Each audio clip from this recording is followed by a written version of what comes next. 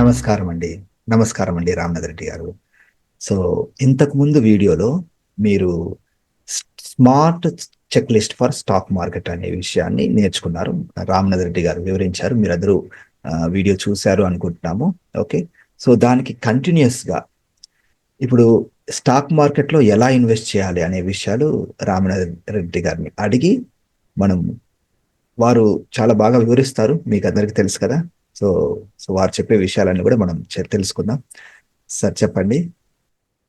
Thank you Praveen. So మనం last ఎపిసోడ్లో already చెప్పాం. ఎందుకు స్టాక్ మార్కెట్స్లోకి రావాలంటే కన్సిస్టెంట్గా తక్కువ డబ్బులతో ఇన్ఫ్లేషన్ని బీట్ చేసే రిటర్న్స్ అరౌండ్ 12 to 18% రిటర్న్ రావాలా అనుకుంటే మనకు వేరే దారి లేదండి. ఆ, కొంచెం రిస్క్ తీసుకొని స్టాక్ మార్కెట్స్లో ఇన్వెస్ట్ చేస్తే మంచిదన్నాను. అదే రకంగా వాళ్ళ టైం ఫ్రేమ్ గురించి కూడా మనం ఎక్స్ప్లెయిన్ చేశాము. ఇప్పుడు ఇది ఎపిసోడ్లో నేనేం చేస్తానంటే మ్యూచువల్ ఫండ్స్ మీద ఎక్కువ ఫోకస్ చేద్దాము. ప్లస్ షేర్ల గురించి కొంచెం టచ్ చేస్తాము. కానీ షేర్ల గురించి మాత్రం డీటెయిల్గా ఇంకొక ఎపిసోడ్ చేద్దాం సార్. ఓకే. ఓకే. సో ఇప్పుడు నేను బ్రాడ్గా మేము రెండు టర్మ్స్ వాడుతుంటాం. ఈక్విటీస్ అంటాం, షేర్ మార్కెట్ అంటాం. కానీ రెండు కూడా సేమ్ అండి. సో ఈక్విటీ అనేది ఒక అసెట్ క్లాసు. ఈక్విటీలో మనం ఇన్వెస్ట్ చేయాలంటే దానికి ఉన్నటువంటి సాధనం ఏంటంటే షేర్ మార్కెట్స్. ఓకే. ఇప్పుడు షేర్ మార్కెట్లో స్టాక్స్ ఉంటాయి అనేది మీకు అందరికీ తెలుసు. Stock is nothing but like a part of a company available in a market. మీరు ఒక షేర్ కొన్నారంటే you are like a owner for that company, but your percentage is very very negligible, but that's fine. Still you are a owner. You own that company and that company management is responsible to you. Okay. Okay. వాళ్ళ stock market వాళ్ళ యొక్క quarterly results ఇవి present చేసేటప్పుడు నువ్వు పోయి question అడిగావంటే నోరు మూసుకొని వాళ్ళు ఆన్సర్ చేయాలన్నమాట. అంత ఆ, గొప్ప రోల్ అది. ఓకే. సో అంత ప్రైడ్ తీసుకోండి. మీరు ఏదైనా ఒక షేర్ కొన్నారంటే yes I'm owner of that company. So మీరు ఓనర్ అయినప్పుడు యూఆర్ ఓనింగ్ దట్ కంపెనీ అయినప్పుడు మీరు ఎంత బాధ్యతగా ఆ కంపెనీ కొనాలా? ఏదో పనికి మాల తుపారు కంపెనీ కొనుక్కున్నారంటే మనం కూడా వెదవవుతాం. కాబట్టి మంచి కంపెనీలు జాగ్రత్తగా చూస్ చేసుకొని వాటిలో మనం ఇన్వెస్ట్ చేసుకోవాలి. సరేనా? ఇప్పుడు స్టాక్ మార్కెట్ గురించి కొంచెం డీటెయిల్గా చెప్పుకుందాం అండి. స్మాల్ డౌట్ అండి స్టార్ట్ చేసే చెప్పండి సార్. ముందు. అయితే చాలా మందికి ఒక డౌట్ ఉంటుంది. ఆ, ఇప్పుడు నేను ఎందులోనైనా ఇన్వెస్ట్ చేయాలంటే నాకు కంపల్సరీ డిమాట్ అకౌంట్ ఉండాలా? అయితే కొన్నిటికి అవసరం లేదని విన్నాను. సో వేటికి అవసరం, వేటికి అవసరం లేదు అది కూడా కవర్ చేయండి. yes sir. ఇప్పుడు ఇంతకు ముందు మనకు షేర్లు సర్టిఫికెట్ రూపంలో ఇచ్చేవాళ్ళండి మొదట్లో. ఓకే. ఓకే. తర్వాత గవర్నమెంట్ వాళ్ళు ఏం చేశారంటే ఈ షేర్ సర్టిఫికెట్స్లో మోసాలు జరుగుతున్నాయి అన్నమాట. మ్మ్. ఈ షేర్స్ ట్రాన్స్ఫర్ ఇవన్నీ. అందుకని వీళ్ళు ఏం చేశారంటే డీమెటీరియలైజ్డ్ ఫార్మాట్ ఆర్ ఎలక్ట్రానిక్ ఫార్మాట్లో షేర్స్ను చేస్తే మంచిది అనిపించింది వాళ్ళకు, ఓకే. గవర్నమెంట్కి. మ్మ్. అందుకని వీళ్ళు ఏం చేశారంటే ప్రతి కంపెనీ షేర్స్ను ఎలక్ట్రానిక్ ఫార్మాట్ అంటే షేర్ సర్టిఫికేట్ అంతా కూడా ఎలక్ట్రానిక్ ఫామ్లో ఉంటుంది. ఓకే. మీకు జస్ట్ అది రిఫ్లెక్ట్ అవుతుంది. ఫర్ ఎగ్జాంపుల్ ఇప్పుడు మీ బ్యాంక్ అకౌంట్లో మ్మ్. ఒక 10,000 రూపాయలు ఉన్నాయనుకోండి. ఆడ ఓకే. 10,000 రూపాయలు ఉండవు, 10,000 నెంబర్ ఉంటుంది. అంతే. You can always withdraw. అదే రకంగా ఈ డీమ్యాట్ అకౌంట్ అనే దాంట్లో మీ షేర్లు ఎన్ని ఉన్నాయో నెంబర్ చూపిస్తారు, కానీ సర్టిఫికేట్ అవన్నీ ఏం కనిపించావు. బట్ నథింగ్ టు వరీ అనమాట. మ్మ్. వీళ్ళు ఏం చేశారంటే ఈ డీమెటీరియలైజ్డ్ ఫార్మాట్లో చేయడానికి రెండు ఏజెన్సీలను క్రియేట్ చేశారు. ఒకటి ఓకే. వచ్చి ఎన్ఎస్డిఎల్, రెండోది CDSL, central depository services limited, national అని క్రియేట్ చేశారు. సెంట్రల్ గవర్నమెంట్ ఏజెన్సీస్ రెండు. ఓకే. బయట వాళ్ళకి ఎవరికి ఇవ్వలే, ఎందుకంటే దాంట్లో మళ్ళీ మ్యానిపులేషన్స్ అవి ఉంటాయన్న ఉద్దేశంతో అనుకుంటా ఇవి రెండు చేశారు. ఇవి రెండే హోల్డ్ చేస్తాయి ఏదైనా సరే డీమెటీరియలైజ్డ్ ఫార్మాట్లో ఉండేటివి. ఇప్పుడు ధరణి అనే ఒక పోర్టల్ మన తెలంగాణలో తెచ్చారు. ఆ పోర్టల్లో భూమి ఉంటుంది, భూమి రికార్డ్స్ ఉంటాయి. అది స్టేట్ గవర్నమెంట్ పోర్టల్. అలాగా అన్నిటినీ ఎలక్ట్రానిక్ ఫార్మాట్లో పెట్టుకోవడం అనేది ఒక మంచి ఉమ్, ఆలోచన. దానివల్ల ఎవరు మోసపోరు కూడా. సో షేర్స్ను అలా చేశారు. ఒకవేళ కొంతమంది, నేను మొన్ననే న్యూస్లో చూసా, ఎవరో ఒకతను పొరపాటున రిలయన్స్ షేర్స్ ఎప్పుడో ఉన్నాడు, వాటిని డీమెటీరియల్ ఫార్మాట్ డీమ్యాట్లోకి కన్వర్ట్ చేసుకోవాలంటే కొంతమంది ఏజెన్సీని పెట్టారు. ఫర్ ఎగ్జాంపుల్ హైదరాబాద్ అయితే కార్వీ ఉండేది. ప్రతి ఓకే. ఒక్కరు కార్వీకి పోయి ఫిజికల్ సర్టిఫికేట్ చూపిస్తే వాళ్ళు దాన్ని వెరిఫై చేసి దాన్ని డీమ్యాట్లోకి మార్చి వాళ్ళు సిడిఎస్ఎల్కి ఎన్ఎస్డిఎల్కి రికమెండ్ చేస్తే వాళ్ళు దాన్ని వెరిఫై చేసి ఓకే. డీమెటీరియల్ ఫార్మాట్ చేసేవాళ్ళు అనమాట. ఓకే. తర్వాత ఏమైందంటే కార్వీ దెబ్బతినింది, ఏదో ఫ్రాడ్ జరిగి. అది okay, Angel One broking agency అది వచ్చాయి, అది వేరే విషయం. పక్కదారి పట్టకూడదు మనము. Let's focus on dematerial. So ఇప్పుడైతే మాత్రం సార్ అన్నీ కూడా డీమెటీరియల్ డిమాట్లోనే ఉంటాయి. ఓకే. మీరు షేర్లు కొనాలంటే మాత్రం అది డిమాట్ ఫార్మాట్లోనే ఉంటాయి. ఓకే. వేరే మ్యూచువల్ ఫండ్లో ఇన్వెస్ట్ చేశారంటే మాత్రం దానికి డీమ్యాట్ అవసరం లేదు. డైరెక్ట్ యూనిట్స్ మనం ఫండ్ హౌస్లోంచి వస్తాయి, అదే అలానే ఉంటాయి. దానికి డీమ్యాట్ తీసుకోవడం అవసరం లేదు. ఓకే. ఇక్కడ మీరు అడిగారు కాబట్టి చెప్తున్నాను. మీరు కనుక కేవలం మ్యూచువల్ ఫండ్స్‌లోనే ఇన్వెస్ట్ చేస్తానండి, నాకు ఏమొద్దు షేర్స్ అనుకుంటే మాత్రం మీరు డీమ్యాట్ ఓపెన్ చేయాల్సిన అవసరం లేదు. దానికి ఓకే. అనవసరంగా చాలా డబ్బులు ఖర్చవుతాయి. నైస్. ఓకే. ఎందుకంటే డీమ్యాట్ అకౌంట్ మెయింటెనెన్స్ ఛార్జెస్ కూడా ఉంటాయన్నమాట. ఇది సిడిఎస్ఎల్, ఎన్ఎస్డిఎల్ నుంచే కాకుండా మీరు ఎవరితో కలిసి డీమ్యాట్ తీసుకున్నారో వాళ్ళ ఛార్జెస్ ఎక్కువ ఉంటాయి. ఫర్ ఎగ్జాంపుల్ మీరు ఐసిఐసి బ్యాంక్ నుంచి ఓపెన్ చేసిన, హెచ్డిఎఫ్సి బ్యాంక్ నుంచి ఓపెన్ చేసిన వాళ్ళ ఛార్జెస్ అన్నీ కలిపి ఎక్కువ బ్యాండే పడుతుంది. ఓకే. దాని గురించి కూడా నేను డిస్కస్ చేస్తానండి. ఒకవేళ మీరు డీమ్యాట్ అకౌంట్ ఓపెన్ చేసుకోవాలనుకుంటే నా సజెషన్ ఏంటంటే నేనైతే జీరోదా నుంచి తీసుకున్నాను. నా అకౌంట్ తీసుకొని జీరోదాలో దగ్గర దగ్గర 5 సంవత్సరాలు అయిందండి. ఓకే. 5 కాదు, 8 సంవత్సరాలు అయింది. అంతకుముందు నాది హెచ్డిఎఫ్సి సెక్యూరిటీస్లో ఉండింది. వాళ్ళ డిమాట్ ఛార్జెస్ ఎక్కువ ఉన్నాయన్న ఉద్దేశంతో మేము ఓకే. జీరో దాకా మూవ్ అయినాము. అది చీప్ అని. కానీ ఇప్పుడే ఒక స్నేహితుడు నాతో అన్నాడు, గ్రో కూడా చాలా చీప్గా ఉంది, బాగుంది అది కూడా అని. సో మీకు కావాలనుకుంటే ఎయిదర్ గ్రో ఆర్ జీరోదా నుంచి డిమాట్ తీసుకోవచ్చు. ఓకే. ఓకే. షేర్స్ అయితే మాత్రం అన్ని ఇప్పుడు డిమెటీరియల్ ఫార్మాట్లోనే ఉంటాయి. ఓకే. నాకు షేర్స్ వద్దండి, మ్యూచువల్ ఫండ్స్ చాలా అనుకుంటే మాత్రం డిమాట్ కూడా అవసరం లేదు సార్, నేరుగా ఓకే. కొనుక్కోవచ్చు. Okay. Now will coming back to our original discussion. So మనకు బేసిక్గా ఏంటంటే కంపెనీలన్నీ కూడా స్టాక్ మార్కెట్లో లిస్ట్ అవుతాయండి. దీన్ని మనం ఏమంటామంటే సెకండరీ మార్కెట్ అంటాం. ఓకే. మరి ప్రైమరీ మార్కెట్ అంటే ఏంటంటే అది ఐపీఓస్ అండి. ఫర్ ఎగ్జాంపుల్ ఏదైనా ఒక కంపెనీ కొత్తగా ఒక స్టార్టప్ కంపెనీ వచ్చింది అనుకుందాం అనుకోండి. ఇప్పుడు ఫర్ ఎగ్జాంపుల్ ఎన్ఎస్డిఎల్, ఇంతకుముందు మనం ఎన్ఎస్డిఎల్ని కూడా కేంద్ర ప్రభుత్వం వాళ్ళు లిస్టింగ్ చేయాలనుకుంటున్నాను. ఓకే. ఎందుకంటే దాని ద్వారా బోల్డ్ అంత డబ్బులు వస్తాయి వాళ్ళకు. మ్మ్. మళ్ళా తర్వాత దాంట్లో నుంచి డైవర్స్ చేస్తారు. 100% is owned by central government. ఒక 10% అమ్ముకునే చాలు, ఒక 10,000 కోట్ల పైన డబ్బులు వస్తాయి మినిమం. సో అది చేస్తున్నారు. ఇంకొకటి ఏంటంటే ఈ షేర్స్ అమ్మడానికి మొదట్లో మనకు కేవలం సెన్సెక్స్ ఒకటే ఉన్నిందండి. సెన్సెక్స్ అంటే బాంబేలో ఉంటుంది ఆఫీసు. అది సంత అనుకోండి, కూరగాయల సంత లాగానే ఒక రకంగా అదొక సంత. ఆ సెన్సెక్స్లో వేరియస్ రిజిస్టర్డ్ బ్రోకర్స్ ఉంటారు, వాళ్ళ టెర్మినల్స్ ఉంటాయి. ఆ టెర్మినల్స్ అన్నీ సెన్సెక్స్ వాళ్ళ బాంబే స్టాక్ ఎక్స్చేంజ్ వాళ్ళ సర్వర్తో లింక్ అయి ఉంటాయి. సో ఎవరెవరైతే కొంటున్నారో అమ్ముతున్నారో అవన్నీ ఆన్లైన్లో ఫ్లాష్ అవుతూ ఉంటాయి. ప్రతి షేర్కి ఎంతమంది బయ్యర్స్ ఉన్నారు, ఏ రేట్తో కొంటున్నారు, ఎంతమంది సెల్లర్స్ ఉన్నారు, ఎంత. సేమ్ మార్కెట్కి పోయినా ఉంటే కేజీ టమాటా 20 రూపాయలు అని ఒకడు అంటాడు, ఇంకోటి కేజీ టమాటా 30 అంటాడు. నువ్వు ఎక్కడ తక్కువ ఉంటే అడిగి పోయి కొనుక్కుంటావు. ఓకే. అదే రకంగా షేర్లు కూడా అక్కడ కొంటారు. ఏమంటే కొంచెం స్మార్ట్ వేలో కొంటూ ఉంటారు. సరేనా. ఓకే. ఓకే. తర్వాత ఈ సెకండరీ మార్కెట్లో ఈ కంపెనీ షేర్లు అన్నీ ఉంటాయి. మనం ఏ షేర్ కావాలంటే ఆ షేరు మార్కెట్ ట్రేడింగ్ అవర్స్లో పోయి కొనుక్కోవడం జరుగుతుంది అనమాట. అది స్టాక్ మార్కెట్ లో జరిగే ఇన్వెస్ట్మెంట్. ఓకే. తర్వాత స్టాక్ మార్కెట్లో ఎందుకు మనం స్టాక్ మార్కెట్ గురించి చెప్తున్నామంటే దీంట్లో వచ్చేసి మనకు ఇండెక్స్ అనేది ఒకటి ఉంటుంది. ఓకే. మీరు చూసే ఉంటారు అనమాట. ఇండెక్స్ సెన్సెక్స్, ఫండ్స్ అంటారు కదా. ఇండెక్స్. ఇండెక్స్ ఫండ్స్ ఉంటారు. ఫండ్స్ దగ్గరికి తర్వాత వెళ్దాము. ఓకే. ఫస్ట్ నేను షేర్ మార్కెట్ గురించి కొంచెం అవగాహన ఇవ్వాలన్నమాట. ఇప్పుడు తప్పకుండా. షేర్లు నాకు తెలిసి ఓ 2,000 పైన షేర్లు ఉంటాయి సార్. ఓకే. 2,000 ఇంకా ఎక్కువే ఉండొచ్చు, జస్ట్ అప్రాక్సిమేట్ చెప్తున్నా. 2,000 మినిమం, 2,000 తక్కువ కాకుండా షేర్. ఓకే. 2,000 కంపెనీలు ఉన్నాయి. ఈ 2,000 కంపెనీలు ఎలా తీసుకోవాలి మనము? ఓకే, అది కొంచెం కన్ఫ్యూజన్. మ్మ్. దానికని మనం ఏం చేసామంటే ఈ ఎన్ఎస్సి, బిఎస్సి అనే వాళ్ళు ఏం చేశారంటే they come up with one index. అంటే ఓకే. ఇప్పుడు ఈరోజు షేర్ మార్కెట్ పెరిగింది, తగ్గింది అనేది చెప్పడం కోసం ఒకటి ఇండెక్స్ ఉండాలి. ఓకే. ఓకే. ఆ ఇండెక్సే నిఫ్టీ 50 అనేది ఒకటి. దాంట్లో యాక్చువల్గా 53 కంపెనీలు ఏమి ఉన్నాయి, అది 53 ఆ మధ్యలో ఉంటాయి.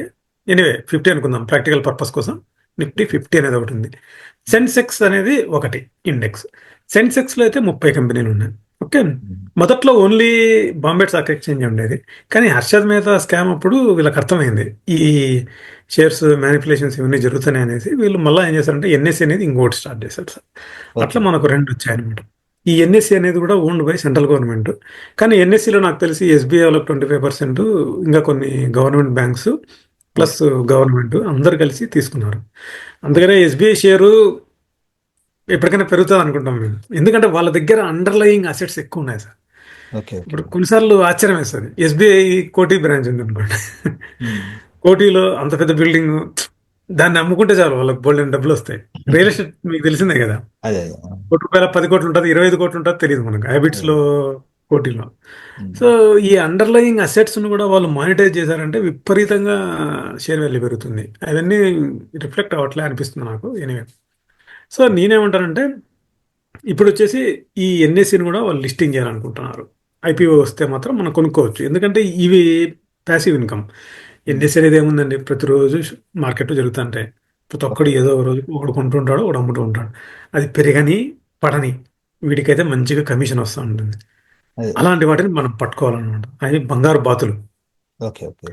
కళ్ళు మూసుకొని అలాంటి వాటిలో మనం ఇన్వెస్ట్ చేసుకున్నామంటే వీల్ క్రియేట్ మంచి వెల్త్ క్రియేట్ చేసుకోవచ్చు. IPO okay. వస్తే దాంట్లో ఇన్వెస్ట్ చేసుకోవచ్చు. ఉమ్. ఓకే. సో ఇప్పుడు ఈ యొక్క షేర్ మార్కెట్స్, ఈక్విటీ మార్కెట్స్ అనేది పెరుగుతుందా తగ్గుతుందా అని చెప్పడం కోసం ఒక ఇండెక్స్ని క్రియేట్ చేశారు. సెన్సెక్స్ ఒకటి, నిఫ్టీ ఒకటి. ఓకే. దీంట్లో ఏం చేస్తారంటే వీళ్ళు ఇప్పుడు ఇండియా ఉంది. ఇండియాలో ఏ ఏ రంగాలు మన దేశం యొక్క ప్రగతిని రిఫ్లెక్ట్ చేస్తాయో వాటిలో నుంచి మంచి లీడర్గా ఉన్నటువంటి వాడిని తీసుకొచ్చి పెడతారు. For okay. ఎగ్జాంపుల్ ఇండియాలో ఉమ్. ఎక్కువ ఇల్లులు లేవు. చాలా మందికి ఈ సొంత ఇల్లు అనేది ఒక కళ. కాబట్టి ఇల్లులు కట్టుకోవాలా. ఉమ్. కాబట్టి there is a going to be a demand for steel, cement, um. Paint. Okay. కాబట్టి ఈ కంపెనీలు మనం ఇండెక్స్లో పెట్టాలా. ఎందుకంటే that will reflect what is India అనేది. ఫర్ ఎస్. ఎగ్జాంపుల్ ఒక మిడిల్ ఈస్ట్ కంట్రీ తీసుకున్నాను అనుకోండి. ఉమ్. మిడిల్ ఈస్ట్ కంట్రీలో ఏముంటుంది, ఆయిల్ ఉంటుంది ఉమ్. ప్రిడామినెంట్గా. ఓకే. ఆయిల్ తవ్వుతారు, తీస్తారు. సో ఆయిల్ ఎక్స్ప్లోరింగ్ కంపెనీ ఉంటుంది. మళ్ళీ ఉమ్. ఈ ఆయిల్ ఏం చేయాలా, పెట్రోల్ చేయాలా, డీజిల్ చేయాలా. So um. Oil refinery companies ఉంటాయి. So yes. అలాంటి వాటిని వాళ్ళు ఏం చేస్తారంటే వాళ్ళ ఇండెక్స్లో పెట్టుకుంటారు. That um. Will reflect how that company, how that country is prospering. Yes. Yes. ఒక కంపెనీ, ఒక ఒక షేర్ మార్కెట్ యొక్క ఇండెక్స్ పెరుగుతూ ఉందంటే ఆ యొక్క దేశం ప్రగతి కూడా పెరుగుతున్నట్లు ఒక బెంచ్ మార్క్ లాగా తీసుకోవచ్చు మనం. Okay. Um. Of course external factors కూడా ఉంటాయి. ఫర్ ఎగ్జాంపుల్ ఇప్పుడు ఉక్రెయిన్లో వార్ జరుగుతున్నా మనకి ఇక్కడ ఇండెక్స్ పడిపోతుంది. ఎందుకంటే వాళ్ళు ఏమంటారంటే it may have Domino effect అంటాం. ఓకే. ఒకదాని తర్వాత ఒకటి, ఒకదాని తర్వాత ఒకటి, ఒకదాని తర్వాత ఒకటి. ఫర్ ఎగ్జాంపుల్ రష్యా వాళ్ళు క్రూడ్ ఆయిల్ అమ్ముకుని దండిగా డబ్బులు వస్తాయి వాళ్ళకు. మనం కూడా రష్యా నుంచి క్రూడ్ కొంటున్నాం. ఉమ్. ఇజ్రాయెల్తో వార్ సారీ ఉక్రెయిన్తో వార్ జరుగుతుంది కాబట్టి అమెరికా వాడు ఏం చేశారు, శాంక్షన్స్ పెట్టాడు. అప్పుడు మనం వాళ్ళ దగ్గర నుంచి ఆయిల్ కొనలేము. కాబట్టి దాని ఎఫెక్ట్ మన మీద పడుతుంది. అట్లా ఓకే. అది డొమినో ఎఫెక్ట్ అంటాము. అది కూడా ఉంటుంది. ఉమ్. కానీ ప్రైమరీగా వీళ్ళు ఏం చేస్తారంటే ఆ దేశం యొక్క ప్రగతిని సూచించే కంపెనీలనే ఈ ఇండెక్స్లో పెడతారు. For example okay. ఓకే. మనం అనుకున్నాం ఇల్లులు కట్టుకోవాలా, ఇండియాలో బోల్డ్ అని ఇల్లులు కట్టాలా, బోల్డ్ ఉమ్. అని రోడ్లు వేయాలా, బోల్డ్ అని ఉమ్. బ్రిడ్జ్లు కట్టాలా. కాబట్టి వాళ్ళు ఏం చేశారు, ఇప్పుడు పెయింట్స్ అనేవి వేస్తాం. అందుకని పెయింట్లలో లీడర్ ఎవరు, ఏషియన్ పెయింట్స్. సో ఏషియన్ పెయింట్స్ అనేది పార్ట్ ఆఫ్ ఇండెక్స్.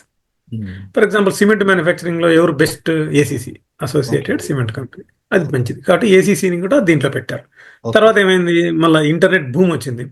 ఓకే. మన నారాయణమూర్తి గారు ఇన్ఫోసిస్ కంపెనీ పెట్టారు. ఉమ్. ప్రేమ్జీ గారు విప్రో కంపెనీ పెట్టారు. సో మన యొక్క ఎక్స్పోర్ట్స్ ను ఇది బాగా రిఫ్లెక్ట్ చేస్తుంది. ఓకే. ఇన్ఫోసిస్, టీసీఎస్ షేర్లు పెరిగినాయంటే మన ఎక్స్పోర్ట్స్ పెరుగుతున్నట్టు. కాబట్టి వాటిని కూడా తీసుకొచ్చి ఇండెక్స్లో పెట్టారు. ఇలా ఉమ్. తర్వాత నిన్నటి మొన్నటికి ఏమైంది, జొమాటో అని కూడా వచ్చాడు. ఉమ్. వాడు ఏం చేస్తాడు, ఫుడ్ డెలివరీ చేస్తాడు.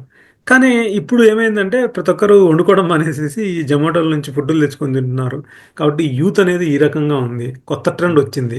కాబట్టి this is also going to reflect our country prosperity. కాబట్టి అవును. జొమాటోను కూడా ఇండెక్స్లో పెడదాం అనేసి అవును. డిసైడ్ అవును. చేసుకుంటాం. టాప్ పర్ఫార్మింగ్ ఇలా కంపెనీస్ అన్ని అక్కడ. సో ఇన్ జనరల్ ఒక దేశంలో మంచి కంపెనీలు అనేటివన్నీ ఇండెక్స్లో పెడతారు. ఓకే. సో ఈ కంపెనీలు అన్నీ కూడా పెరిగినాయి అనుకోండి, ఉమ్. ఒకటి పెరగచ్చు, ఒకటి తగ్గచ్చు. ఓవరాల్గా నెట్ ఈ కంపెనీలు పెరిగాయంటే ఇండెక్స్ ఓకే. పెరుగుతుంది. ఈ ఓకే. కంపెనీలో నెట్ పడిపోయినాయంటే మాత్రం ఇండెక్స్ పడుతుంది. ఆ రకంగా అన్నమాట. ఓకే. ఓకే. ఇప్పుడు ఫర్ ఎగ్జాంపుల్ నిన్న ఫ్రైడే, బ్లాక్ ఫ్రైడే సెన్సెక్స్ 1500 పాయింట్లు పడిపోయింది. 4 లక్షల కోట్ల ఇన్వెస్టర్ మదుపర్ల ఆదాయం ఆవిరైపోయింది అని చెప్తూ ఉమ్. ఉంటారు. వీళ్ళని తన్నాలండి నిజంగా న్యూస్లో. ఇలాంటివి చెప్పకూడదు.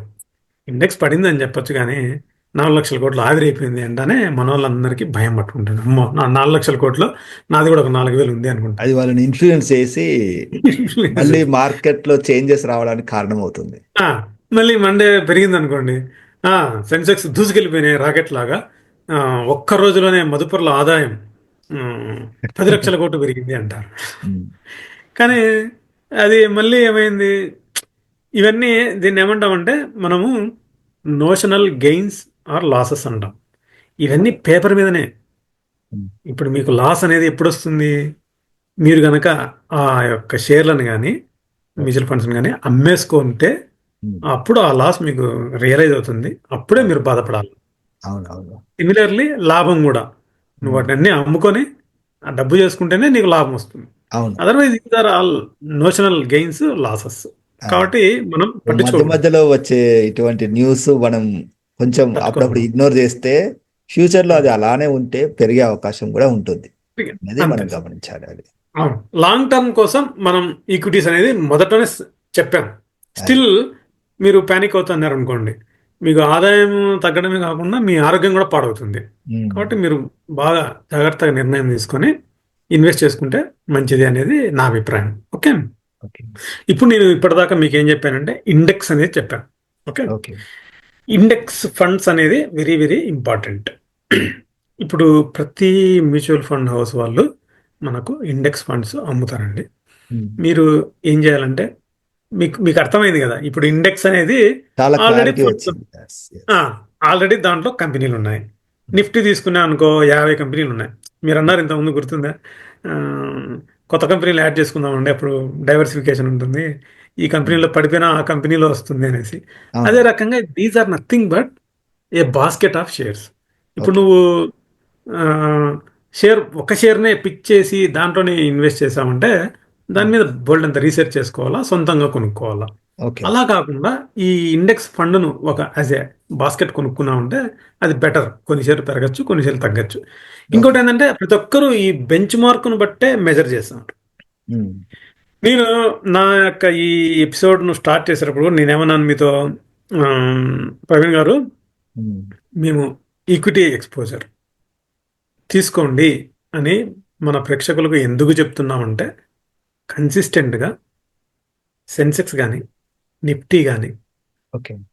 Over a period of time, మీరు ఓకే. గత 30 సంవత్సరాలు తీసుకొని అందులో ఎనీ 8 years పీరియడ్ తీసుకున్నారంటే కన్సిస్టెంట్గా ఉమ్, 12 నుంచి 18% రిటర్న్లు ఇచ్చింది కేవలం ఈక్విటీసే. అందుకని మిమ్మల్ని అందరినీ మేము ఈక్విటీస్లో ఇన్వెస్ట్ చేయమంటున్నాం. నేను ఎలా చెప్పాను 12 నుంచి 18% అనేది ఈ ఇండెక్స్ని బట్టి చెప్పాను. ఓకే. ఓకే.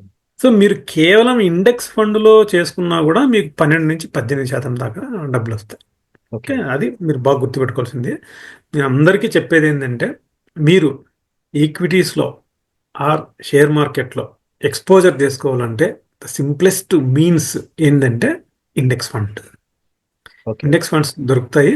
దాంట్లో చక్కగా మీరు ఇండెక్స్లోనే ఇన్వెస్ట్ చేసుకోండి. షేర్ మార్కెట్ పెరుగుతూ ఉన్నాయంటే ఆటోమేటిక్గా మీ ఇండెక్స్ పెరుగుతూ ఉంటుంది, మీ డబ్బులు కూడా పెరుగుతూ ఉంటాయి, నిశ్చింతగా ఉండొచ్చు మీరు. కానీ ఓకే. తర్వాత ఏమైందంటే, ఫాలో అప్ క్వశ్చన్ అండి చిన్నది. చెప్పండి ఇప్పుడు సార్, మనము చెప్పండి, ఏదైనా అడగండి. ఒక టాపిక్ ఉమ్, నేర్చుకున్నాం అనుకోండి, జనరల్ గా ఉమ్, అందులో ఉమ్, కొన్ని మనకు తెలియని పదాలు వచ్చినప్పుడు ఉమ్. అడ్వాన్స్ లెవెల్లోకి ట్రాన్స్ఫార్మ్ అయ్యేటప్పుడు అర్థం కాదు. సో అవును సార్. ఇందులో ఇప్పటి వరకు మాట్లాడిన ఆ, విషయాలలో కొన్ని ఉమ్, టర్మ్స్ నేను చదువుతాను. వాటికి చెప్పండి సార్. వీలైతే అది బ్రీఫ్ గా అది ఏంటి అనే చెప్పండి. చెప్ ఫస్ట్ ఖచ్చితంగా. వచ్చేసి మనకి um, overall stock market, just ఒక 2-3 లైన్స్ లో stock market, um, mutual funds, index funds, so ఇంకా ఈక్విటీ. ఈ 4 పదాలు ఉమ్, బ్రీఫ్ ఉమ్, గా అసలు ఏంటి ఉమ్, డిఫరెన్స్ ఉమ్, ఉమ్, చెప్పగలరా? Um. Sure sir. Sir, equity అనేది ఫస్ట్ చెప్తానండి. ఓకే. ఈక్విటీ అంటే ఏంటంటే, ఇప్పుడు మీరు ఒక కంపెనీ పెట్టామనుకోండి, ఓకే. కంపెనీకి క్యాపిటల్ కావాలి. అంటే మూలధనం అంటాం తెలుగులో. ఓకే. క్యాపిటల్ కావాలి. అది ఓకే. ఎంత చిన్న కంపెనీ అయినా కానీ. అండర్స్టాండింగ్ కోసం ఒక బేకరీ పెట్టుకున్నాం. ఓకే. నేను ఒక బేకరీ పెట్టాలనుకుంటాను. ఓకే. బేకరీ పెట్టాలంటే నాకేం కావాలో ఓవెన్ కావాలి. ఓవెన్లో బ్రెడ్, కేకులు తయారు చేసుకుంటాం. వాటిని డిస్ప్లే పెట్టుకునే మంచి షాప్ ఉండాలి. డిస్ప్లేలో పెట్టడానికి కొంచెం వేడిగా ఉండేటివి, చల్లగా ఉండేటివి, మంచి డిస్ప్లే, ఇది షెల్ఫ్ కావాలా. ఇవన్నీ కావాలా. ఒక చెఫ్ని పెట్టుకోవాలి నేను. మార్కెటింగ్ చేసుకోవాలా, నేను కూర్చోవాలా. ఎంప్లాయీస్ కావాలా, సేల్స్ బాయ్స్ కావాలా. ఓకే. ఇదంతా కలిపి మేము సుమారుగా ₹1,00,00,000 అవసరమని అనుకుందాం. ఓకే. బెంగళూరులో బేకరీ పెట్టాలంటే. ఉమ్, నేనేం చేస్తాను, నా దగ్గర కేవలం 10 లక్షలు ఉన్నాయి. So okay. నేనేం చేశాను, మీ దగ్గరికి వచ్చాను. తర్వాత బ్యాంక్కి వెళ్ళాము. నేను ఒక 10 లక్షలు, మీరు ఒక 10 లక్షలు పెట్టారు, 20 లక్షలు. రిమైనింగ్ 80 లక్షలు బ్యాంక్ నుంచి తెచ్చుకున్నాం. అది మనకు లయబిలిటీ అంటాం. ఓకే. ఓకే. సో మనం మొత్తం క్యాపిటల్ వచ్చేసి ₹1,00,00,000. ఓకే. ₹1,00,00,000తో మనము ఒక బేకరీ స్టార్ట్ చేసాం. ఓకే. ఈ బేకరీలో మనకు నెలకి సుమారుగా ₹1,00,000 ఆదాయం వస్తుంది అనుకుందాం, ఓకే. ఓకే. డైలీ సేల్స్ వల్ల. అదే. ఈ ₹1,00,000 ఆదాయంలో కొంత డబ్బు మనం వాడికి బ్యాంక్కి వడ్డీ కడతాం, మిగిలిన డబ్బులు మన దగ్గర ఉంటాయి. ఓకే. సో నేనేమంటానంటే, ₹1,00,00,000 మీద మేము ₹1,00,000 సంపాదిస్తున్నాం. హ్మ్. ఇప్పటిదాకా మేము బ్రెడ్, కేకులు మాత్రం అమ్ముతున్నాం. హ్మ్. నేనేం చేస్తానంటే, ఈ బేకరీ బాగా సక్సెస్ అయింది. మంచి పేరుంది. ఓకే. రామ్‌నాథ్ అయ్యంగార్ బేకరీ అని పెట్టాము. బ్రహ్మాండంగా జరుగుతుంది హ్మ్. అని నేనేం చేస్తా, ఇలాంటి బేకరీలు బెంగుళూరు నగరంలో ప్రతి వీధిలో పెట్టాలా. అవి ఒక 100 బేకరీలు ఉంటాయి. ఈ 100 పెట్టాలంటే నాకు ఇంకొక 99,00,00,000 కావాలా. హ్మ్. ఈ 99,00,00,000 కావాలంటే నేనేం చేయాలా? నా యొక్క కంపెనీ ఈక్విటీని అమ్మాల. ఓకే. ఈక్విటీని అమ్మితే మనకు ఆదాయం వస్తుంది. ఓకే. సో దీన్ని ఏం చేస్తారంటే వీళ్ళు first anchor investors or angel investors అని ఉంటారండి. ఓకే. వీళ్ళ దగ్గరికి పోయి మనం మన బిజినెస్ ప్రపోజల్ పెట్టాలి. ఓకే. వాళ్ళ దగ్గరికి పోయి చెప్తాను, అది ఆల్రెడీ సూపర్ సక్సెస్ అయిందండి, మంచి బేకరీ, మంచి క్వాలిటీ ప్రొడక్ట్స్ మేము అమ్ముతున్నాము, దీంట్లో అన్ని ఆర్గానిక్ ఫుడ్సే ఉంటుంది, వెరైటీ ఏమి ఉండవు, బాగుంది. హ్మ్. పెద్ద పెద్ద వాళ్ళు కూడా వస్తారు, బెంచ్ కార్లో వచ్చి మా దగ్గర బ్రెడ్ కేకులు కొనుక్కొని పోతున్నారు అంట. వాళ్ళు ఏమంటారంటే, అరే రన్నాథ్, ఓన్లీ నువ్వు ఇదే ఎందుకు అమ్ముతారా, దీంతో పాటు బిర్యానీ అమ్ము, హ్మ్. అప్పుడు మేము ఇన్వెస్ట్ చేస్తాం అన్నారు అనుకోండి. సరే అనేసి నేను బిర్యానీ కూడా వండుతాం, అది కూడా యాడ్ చేస్తాము. ఇప్పుడు కేకు బ్రెడ్ అమ్మితేనే నీకు ₹1,00,000 వస్తుంది, హ్మ్. బిర్యానీ అమ్మినామంటే 2,00,000 వస్తుంది. నీకు అదే ఓవెన్, అదే స్థలము, అదే ప్రాంతము, hmm. You are producing more. So your hmm. బ్రహ్మాండం ఉంది ఐడియా. శాంపిల్కి దీంట్లోనే చేద్దామని బిర్యానీ చేయడం మొదలుపెట్టాం. బిర్యానీ చేయడానికి ఒక మనిషిని పెట్టుకున్నాము, ఇంగ్రీడియంట్స్ అయ్యి అంతా చేసుకున్నా కూడా దాంట్లో కూడా ఒక 50,000 ప్రాఫిట్ వచ్చింది. సో మనం ఓకే. పెట్టిన పెట్టుబడి మీద 1.5 lakh రెవెన్యూ జనరేట్ అవుతుంది అనేది చూపిస్తాం. ఓకే. అప్పుడు వీళ్ళందరూ ఇన్వెస్ట్ చేస్తారు. ఓకే. నేను ప్రవీణ్, మీరు ప్రవీణ్, మీ దగ్గరికి వస్తాను. మన బుక్స్లో ఏముందంటే 80,00,000 అప్పు ఉంది అనేది ఉంటుంది, అది లయబిలిటీ. ఓకే. ఓకే. కానీ రామ్‌నాథ్ అయ్యంగార్ బేకరీ అనేది ఒక బ్రాండ్ నౌ. ఓకే. అది బ్రాండ్‌కు బోలెడంత వాల్యూ ఉంటుంది. ఓకే. అది చెప్దాం మనం. దాని గురించి కూడా చెప్తాం. ఓకే. తర్వాత ఏమైంది? మీరు 10,00,000 పెట్టారు, నేను 10,00,000 పెట్టాను. ఓకే. ఓకే. మన యొక్క టోటల్ మూలధనంని మనము ₹10 ఫేస్ వాల్యూ అనుకున్నాం అనుకోండి. ₹10తో డివైడ్ చేస్తే షేర్స్ వస్తాయి. ఓకే. ఆ షేర్‌లో నువ్వు 10,00,000 పెట్టావు, నేను 10,00,000 పెట్టా కాబట్టి మీకు ఒక 1,00,000 షేర్లు వచ్చాయి, నాకు ఒక 1,00,000 షేర్లు వచ్చాయి అనుకుందాం. హ్మ్. ఇప్పుడు కెటామారన్ అనేది ఒకటి ఏజెన్సీ ఉంది. Angel investor. ఆయన వచ్చేసి నారాయణమూర్తి, మన ఇన్ఫోసిస్. హ్మ్. ఆయన దగ్గరికి పోయి మన ఇద్దరం చెప్తాం. ఇది చెప్తే ఆయన అన్నాడు, మీరు ఇంకొక 99 బ్రహ్మాండంగా పెట్టండి, నేను ఇన్వెస్ట్ చేస్తా, నాకు ఒక పావలా వాటా ఇవ్వండి అంటాడు. ఓకే. ఓకే. పావలా వాటా ఇవ్వాలంటే మీ దాంట్లో 1,00,000 షేర్లలో నుంచి 75,000 మీ దగ్గర ఉంటే 25,000 ఆయనకి ఇస్తారు. ఓకే. పావలా వాటా నా దగ్గర ఉన్నట్టు 1,00,000 షేర్లలో నుంచి నేను ఒక 25,000 ఆయనకి ఇస్తాను. ఓకే. అప్పుడు దీని షేర్ వాల్యూ ఎంత అనేది లెక్క కట్టాలి. హ్మ్. షేర్ వాల్యూ అనేది ఎంత? ₹10 కాదు. హ్మ్. నువ్వు నేను కలిసి మొదట్లో పెట్టినప్పుడే ₹10 అది. కానీ హ్మ్. ఇప్పుడు ఇది ఒక బ్రాండ్ అయింది. మనం ఓకే. ఒక బ్రాండ్ క్రియేట్ చేసాం. హ్మ్.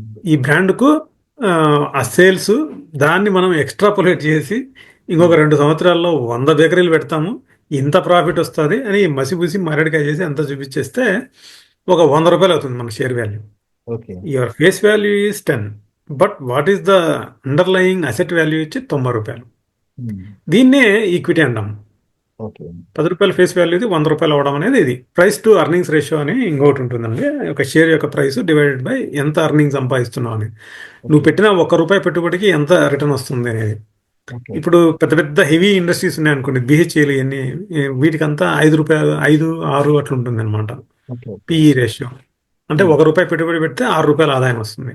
ఓకే. అదే డీమార్ట్ తీసుకున్నాం అనుకోండి, హ్మ్. 100, ఈవెన్ 300 పోయింది. Okay. Okay. Okay. DMart super market వాడు ₹1 వాడి యొక్క అర్నింగ్ మీద నువ్వు 300 ఇస్తున్నావు వాడికి. హ్మ్. చూడండి ఎంత వాల్యూ క్రియేట్ చేశారు. అవును. అది హైప్, మనకు అన్ఇమాజిన్. ₹1కి 300 ఏంటండి? మరి అంత బ్రాండ్ వాల్యూ ఉంటుంది, అంత ఆదాయం ఉంటుంది, వాడు ఎంతగా చేయాలి, సస్టైన్ చేయాలంటే చాలా కష్టం. అందుకనే డిమార్ట్ షేర్ బాగా పడింది మళ్ళీ తర్వాత. ఇప్పుడు నాకు తెలిసి దాని వాల్యుయేషన్స్ 75 అట్లా ఉండొచ్చు. స్టిల్ ₹1కి ₹75 అనేది నాకు ఎక్కువ అనిపిస్తుంది, but fine. Some people believe in that. ఎందుకంటే ఇంతకుముందు 300 ఇచ్చాం కదా, 75 నుంచి అది 150 పోయినా డబల్ అయినట్టే షేర్ వాల్యూ. ఓకే. సో కొంతమంది స్టిల్ బయింగ్. సో ఇప్పుడు మీకు ఈక్విటీ అంటే ఒక ఐడియా వచ్చింది. యెస్. యెస్. సో ఈక్విటీ ఇందాక అంటే నథింగ్ బట్ ఈక్విటీ మార్కెట్ అంటాం. దీనికి రిలేటెడ్ టర్మ్స్ వచ్చేసి అవును సార్. ఓకే. సో ఈక్విటీ అంటే ఏంటంటే ఆ కంపెనీ యొక్క భాగాలు. ఓకే. దాన్ని డిబేట్ చేసి కంపెనీని మనం ప్రతి ఒక్కరికి అమ్ముతున్నాం అనమాట. ఎస్. ఎస్. ఇప్పుడు నారాయణమూర్తి గారు 25% తీసుకున్నారు. మనం చెప్తాం అనమాట, నారాయణమూర్తి లాంటి గొప్ప వ్యక్తి మా దాంట్లో చేశారా, ఏమనుకుంటున్నాం, నీకు కావాలంటే రా ఇస్తా ఉంటాం. ఉమ్. ఇంకొకటి వస్తాడు, నేను కూడా ఇన్వెస్ట్ చేస్తాను బాబు, కానీ ఆ రేంజ్లో చేయను, మాకు ఒక 5 పైసల వాటా ఇవ్వండి అంటాడు.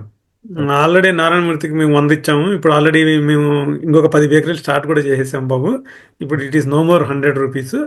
మళ్ళీ మీరేంటంటే ప్రతిసారి క్వార్టర్లీ మీరు ఆడిట్ రిజల్ట్స్ ఇవ్వాలా, కంపెనీ ఎలా పర్ఫామ్ చేస్తుంది అనేది క్వార్టర్లీ రిజల్ట్స్ ఇవ్వాలా, ఓకే. వాళ్ళకు నమ్మకం కలగాలి. ఎస్. నువ్వు నీ 80 లక్షల అప్పు ఎంత ఎంత తీరుస్తున్నావు అనేది కూడా మనం చూపించాలి. ఓకే. ఇప్పుడు ఇతనికి ఏం చేస్తామంటే 5 పైసల వాటా అతనికి 120 రూపాయలకి అమ్ముతాం, ఉమ్. 100కి కాకుండా 120కి అమ్ముతాం, ఎందుకంటే ఇంకో 10 వెహికల్ స్టార్ట్ చేసాం కదా, ఓకే. మళ్ళీ చేస్తాం. ఇలాగ మనం డైల్యూట్ చేసుకుంటా పోతాం. కానీ నువ్వు నీ మన ఇద్దరం కలిసి ఓనర్షిప్ మన దగ్గర ఉండాలా, ఉమ్. మన ఇద్దరు వాటా 50 కంటే తగ్గకూడదు. అదే. ఉమ్. మీరు 40కి వెళ్ళారు అనుకోండి, అప్పుడు నారాయణమూర్తి ఏం చేస్తారు, ఆయన దగ్గర 25 ఉంది, ఇంకా మిగతాలతో కలిసి మన కంపెనీ ఓనర్షిప్ తీసుకోవచ్చు. రామనాథ్ రెడ్డి పక్కకు తప్పుకోబ్బా, నువ్వు మరి బాబనాయన లాగా ఉత్త బిర్యానీ, వెజ్ బిర్యానీ ఇవి అమ్ముతున్నావు, మేము చికెన్ బిర్యానీ పెడతాం, చికెన్ లాలీపాప్స్ పెడతాం, బ్రహ్మాండంగా చెప్తాం అనేసి ఇంకొకరిని తెచ్చి సీఈఓ చేయని ఛాన్స్ ఉంటుంది. ఓకే. అందుకని నేను మన కంపెనీని కాపాడుకోవాలంటే ఏం చేయాలంటే మినిమం 51% హోల్డింగ్స్ మన దగ్గర ఉండాలి. ఓకే. అప్పుడు ఎవడు మనం టచ్ చేయలేడు, అది మన సొంత సామ్రాజ్యం. అదే. ఎంతమంది ఇన్వెస్టర్లైనా తుచ్, మేము చెప్పిందే వేదం, మేము చెప్పినట్టు నడుస్తుంది అని చెప్తాం. అఫ్ కోర్స్ మనం రిజల్ట్స్ చూపించాం, రిజల్ట్స్ చూపించకపోతే వాళ్ళంతా పెద్ద ఇన్వెస్టర్స్, మేము ఎందుకు నీ కంపెనీలో పెట్టాలనేసి వాళ్ళు మన షేర్లను తెగనమ్మేశారు అనుకోండి, ఓకే. అప్పుడు షేర్ వాల్యూ భయంకరంగా పడిపోతుంది, మన ఉమ్. కంపెనీ నెట్వర్క్ పడుతుంది. పైగా ఏంది నారాయణమూర్తి లాంటి వ్యక్తి ఈ కంపెనీ నుంచి ఎగ్జిట్ అయ్యాడంటే ఏదో మతలబు ఉంది దీంట్లో అనేసి మిగతా వాళ్ళు కూడా అమ్మడం మొదలు పెడతారు.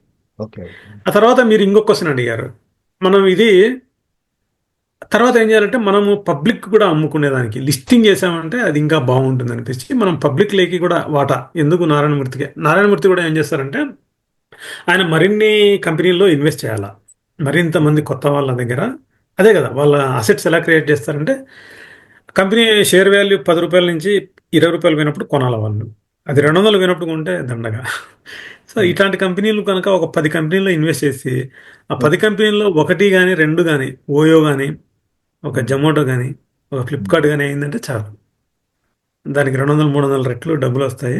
ఈ మిగతా కంపెనీలన్నీ పాడైపోయినా కూడా నష్టం ఏమి ఉండదు వాళ్ళకు. ఓకే. సో ఆయన ఏం చేస్తాడంటే బాబు రామనాథ్ ఇప్పటికే ఎనఫ్ అయిపోయింది, 200 అయిపోయింది నీ share value, why um. Don't we go to public. అంటే ఆయన అమ్మాలనుకుంటే షేర్ మార్కెట్ ద్వారా అమ్మాలా, అదే. లేదంటే ఇంకొక ఇన్వెస్టర్ ఎవరినన్నా పక్కన నుంచి తీసుకొచ్చుకొని చేసుకోవాల్సి ఉంటుంది. ఉమ్.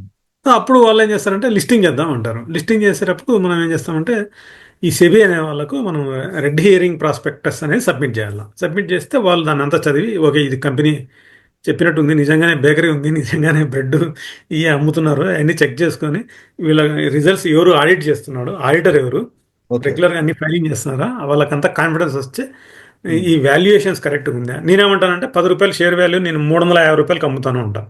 ఉమ్. అప్పుడు వాళ్ళు ఓకే వర్త్ ఇది, ఎందుకంటే ఆల్రెడీ మోడర్న్ బేకరీ ఉంది ఉమ్. బ్రిటానియా వాళ్ళది. So okay. బ్రిటానియా యొక్క ప్రైస్ టు అర్నింగ్ రేషియో వచ్చేసి 45 ఉంది. సో ఉమ్. నువ్వు 350కి అమ్ముతున్నావు అంటే 35 అవుతుంది, నియర్గానే ఉంది, నో ప్రాబ్లం, ప్రొసీడ్ అని వాళ్ళు కనుక గ్రీన్ సిగ్నల్ ఇచ్చారంటే మళ్ళీ మనము దీన్ని అంతా రన్ చేయడానికి యాంకర్ ఇన్వెస్టర్స్ బ్యాంకర్స్ను పూల్ చేసుకుంటాం. అంటే ఓకే. వీళ్ళ దగ్గర షేర్లు ఉంటాయి, ఉమ్. వీళ్ళు మళ్ళా అందరి దగ్గర నుంచి అప్లికేషన్స్ ఐపీఓస్ పెట్టేసి ఉమ్. లిస్టింగ్ చేసేస్తారు. ఓకే. ఓకే. లిస్టింగ్ చేసిన తర్వాత అది షేర్ మార్కెట్లో రన్ అవుతూ ఉంటుంది, ప్రతిరోజు మీ షేర్ వాల్యూ పెరగడం తగ్గడం జరుగుతుంది.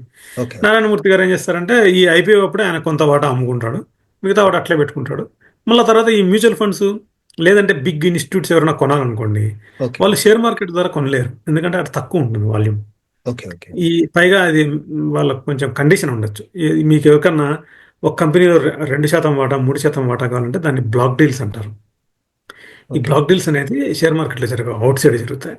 సో వాళ్ళు ఏం చేస్తారంటే వాళ్ళు ఫర్ ఎగ్జాంపుల్ ఇప్పుడు HDFC small cap mutual fund వాడు మన బేకరీలో ఒక 2% వాటా కొనాలనుకోండి, మనల్ని అప్రోచ్ అయితే ఏదర్ ప్రమోటర్స్గా మనమైనా ఇవ్వచ్చు, లేదంటే బాబు మా దాంట్లో ఏంజల్ ఇన్వెస్టర్స్ ఉన్నారు, కెటామెరాన్లో నారాయణమూర్తి గారి పావుల వాటా తీసుకున్నారు, ఐపీఓలో 5% అమ్ముకున్నారు, ఆయన ఇంకొక 2% వాటా అమ్ముతున్నారు, మీరు ఆయనతో మాట్లాడుకోండి అంటాం. వాళ్ళు వాళ్ళతో మాట్లాడుకుంటారు. వాళ్ళు ఏమంటారంటే ప్రస్తుతం 350 రూపాయలతో లిస్ట్ అయింది ఇది, లిస్టింగ్ గెయిన్స్ ఒక 10% ఉందండి, మేము ఇంకొక 15% ఇస్తాము, మాకు ఇవ్వండి అని అడుగుతారు. ఎందుకంటే వాళ్ళ దృష్టి లాంగ్ టర్మ్ ఉంటుంది, ఉమ్. హెచ్డిఎఫ్సి మ్యూచువల్ ఫండ్ వాడు 2-3 సంవత్సరాల తర్వాత ఇది షేర్ వాల్యూ ఎంత పోతుందో ప్రిడిక్ట్ చేసి వాడు కొనడానికి చూస్తాం. Okay okay. కాబట్టి వాడికి ఒక రూ. 10 రూ. 20 ఎక్కువైనా కూడా వాడికి నష్టం లేదు. ఈయన కూడా కన్విన్స్ అవ్వాలా నేను పెట్టే డబ్బులు చీప్గా అమ్మకూడదు అనేసి. కాబట్టి అట్లా జరుగుతాయి. ఓకే. మీరు ఇంకొక క్వశ్చన్ ఏదో అడిగారు సార్. ఈక్విటీ అనేది మాట్లాడాము, షేర్ మార్కెట్ గురించి మాట్లాడాము, mutual fund. Mutual fund. Okay, next mutual index fund కొద్దాం. ఇండెక్స్ ఫండ్ అంటే మనకి ఓకే ఇండెక్స్ ఫండ్ అది ఇండెక్స్ ఫండ్ ఓవరాల్ అంటే ఆల్రెడీ చెప్పారు, చెప్తాను. బట్ దీన్ని కనెక్టింగ్ చేయాలి. కనెక్టింగ్ చేద్దాం. కరెక్ట్. ఇప్పుడు నేను ఆ, ఓకే, ఇండెక్స్ ఫండ్ అనేది ఎవరు అమ్ముతారు అంటే మ్యూచువల్ ఫండ్ వాడు అమ్ముతాడు. Okay. Okay. So mutual fund వాడు ఎలా అమ్ముతాడు ఇండెక్స్ ఫండ్ను అంటే, ఫస్ట్ మ్యూచువల్ ఫండ్ అంటే ఏందో చెప్తాను నేను. ఓకే. మ్యూచువల్ ఫండ్ అంటే ఏంటంటే అసెట్ మేనేజ్మెంట్ కంపెనీ, ఏఎంసి అంటారు వీళ్ళు. Asset okay. మేనేజ్మెంట్ మనం ముందుగానే అనుకున్నాం కదా. అసెట్ క్లాసెస్ అనేవి రకరకాలుగా ఉంటాయి. రియల్ ఎస్టేట్ అనేది ఒక అసెట్ క్లాస్, గోల్డ్ అనేది అసెట్ క్లాస్, అదే రకంగా ఈక్విటీ అనేది అసెట్ క్లాస్. సో ఈ అసెట్ క్లాస్ మెయింటైనింగ్ కంపెనీని మ్యూచువల్ ఫండ్ కంపెనీ అంటాం మనం. సరే, okay. There are more than 20, 50 దాకా ఉన్నాయండి. ప్రైమరీగా ఉండేది అన్నిటికన్నా పెద్దవి ICICI Prudential mutual fund, HDFC mutual fund. ఇవి రెండు పెద్ద ప్లేయర్స్. ఆదిత్య బిర్లా వాళ్ళ మ్యూచువల్ ఫండ్ ఉంది, ఎస్బీఐ మ్యూచువల్ ఫండ్ ఉంది, ఎల్ఐసి మ్యూచువల్ ఫండ్ ఉంది, కోటక్ మ్యూచువల్ ఫండ్ ఉంది, యాక్సిస్ మ్యూచువల్ ఫండ్ ఉంది. ఇలా రకరకాల ఫండ్ హౌసెస్ ఉన్నాయన్నమాట. ఓకే. దీంట్లో కొత్త ప్లేయర్స్ కూడా ఎంటర్ అవుతున్నారు. రీసెంట్గా నావీ అనే ఒక కంపెనీ స్టార్ట్ అయింది. ఈ ఓకే. నావీ అనేది ఎవరు చేశారంటే సచిన్ బన్సల్ ఏర్పాటు చేశాడు. ఈ సచిన్ బన్సల్ ఎవరంటే మన ఫ్లిప్కార్ట్ను చేసినటువంటి అతను. ఓకే. ఆ సచిన్ బన్సల్ ఏం చేశాడంటే తన వాటాను వాల్మార్ట్కి అమ్మేశాడు.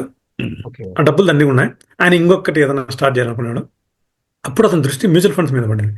ఈ మ్యూచువల్ ఫండ్ వాళ్ళు ఎందుకు ఇంత డబ్బులు ఛార్జ్ చేస్తున్నారు, మనం చీప్గా అమ్మనికి ఏమైనా వీలవుతుంది అని ఆయన నావీ మ్యూచువల్ ఫండ్ అనేది స్టార్ట్ చేశారు. అది మనం తర్వాత కవర్ చేస్తాం ఇదే ఎపిసోడ్లో, ఎందుకు దాన్ని గురించి అనేది. సో మ్యూచువల్ ఫండ్ అనేది ఒక ఏఎంసీ ఉంటుంది, వీళ్ళ దగ్గర ఉంటాయి. వీళ్ళు ఏం చేస్తారంటే ప్రజల దగ్గర నుంచి డబ్బులను పూల్ చేసి వాటిని ఒక ఫండ్ ఆర్ స్కీమ్ అంటాము, స్కీమ్ స్టార్ట్ చేస్తారు. ఆ స్కీమ్ను మనకు అమ్ముతారనమాట. అది ఎలా చేస్తారనేది కొంచెం బ్రీఫ్గా ఎక్స్ప్లెయిన్ చేస్తాను నేను. ఓకే. మ్యూచువల్ ఫండ్ అంటే నథింగ్ బట్ ఒక అసెట్ మేనేజ్మెంట్ కంపెనీ. దాంట్లో వేరే స్కీమ్స్ ఉంటాయండి. వేరే స్కీమ్స్లో ఈక్విటీ స్కీమ్స్ ఉంటాయి, డెట్ స్కీమ్స్ ఉంటాయి, మళ్ళా తర్వాత ఇలాంటి ఇండెక్స్ స్కీమ్స్ ఉంటాయి, మళ్ళా ఈ రిటైర్మెంట్ లాగా చైల్డ్ గిఫ్ట్ అనేటివి సొల్యూషన్ ఓరియంటెడ్ అంటాం. అలాంటి స్కీమ్స్ కూడా ఉంటాయి. రకరకాల స్కీమ్స్ ఉంటాయి అన్నమాట. ఓకే. సో మనం ప్రస్తుతం మన యొక్క డిస్కషన్ ఈక్విటీ కాబట్టి నేనేం చేస్తానంటే ఒక సందర్భం ఈక్విటీకే వచ్చినప్పుడు మనము ఒకటి మైండ్ మ్యాప్ లాగా చేద్దాం. చేద్దాం. మైండ్ మ్యాప్ అంటే ఏంటంటే ఇప్పుడు దేని నుంచి ఏది వస్తుంది, ఎందులో ఏది మళ్ళీ అది ఎలా డివైడ్ అవుతుంది, పెద్ద హోల్ ఒకటి మనం ప్లాన్ చేసి మన ప్రేక్షకులు అప్పుడు ఏంటంటే చాలా క్లారిటీ వస్తుంది. అవును సార్. కానీ దురదృష్టవశాత్తు ఏమైతుందంటే నా ఐడియా ఏంటంటే దీన్ని 10 నిమిషాల కంటే ఎక్కువసేపు చేయకూడదు అనుకుంటున్నాను ఈ ఎపిసోడ్. మనం డివైడ్ చేద్దాంలేండి. జనాలకు ఓపిక ఉండదు. ఫస్ట్ 2 నిమిషాల్లోనే వాళ్ళకి సొల్యూషన్ కావాలంటారు. ఫర్ ఎగ్జాంపుల్ నేను గోల్డ్ మీద మనం మంచి ఎపిసోడ్ చేశాం, బాగా వివరించాం. మా ఫ్రెండ్ ఒక స్నేహితుడు ఏమంటాడంటే, బాబు టైం లేదు, గోల్డ్ జ్యువెలరీనా బాండా ఏదో ఒకటి చెప్పు అంటాడు. అరే పొరనైనా నువ్వు బాండ్ తీసుకో, if it is for pleasure then you buy jewellery అని చెప్పి. ఎవరికి ఓపిక లేదండి. తప్పులేదు, కానీ నేను అనేది ఏంటంటే చూడండి, అందరు గుర్తుపెట్టుకోండి, ₹10 తక్కువకు కూరగాయలు వస్తున్నాయి, మటన్ వస్తుందంటే నువ్వు 10 కిలోమీటర్లు పరిగెత్తావు, అవునా? కానీ ₹1,00,000 నువ్వు ఒక మ్యూచువల్ ఫండ్లోనో ఒక షేర్లోనో ఇన్వెస్ట్ చేస్తున్నావు, అది కూడా ఏంది 8 సంవత్సరాలకి. దాని మీద మీరు ఒక అరగంట టైం స్పెండ్ చేయలేరా? Knowledge is very important.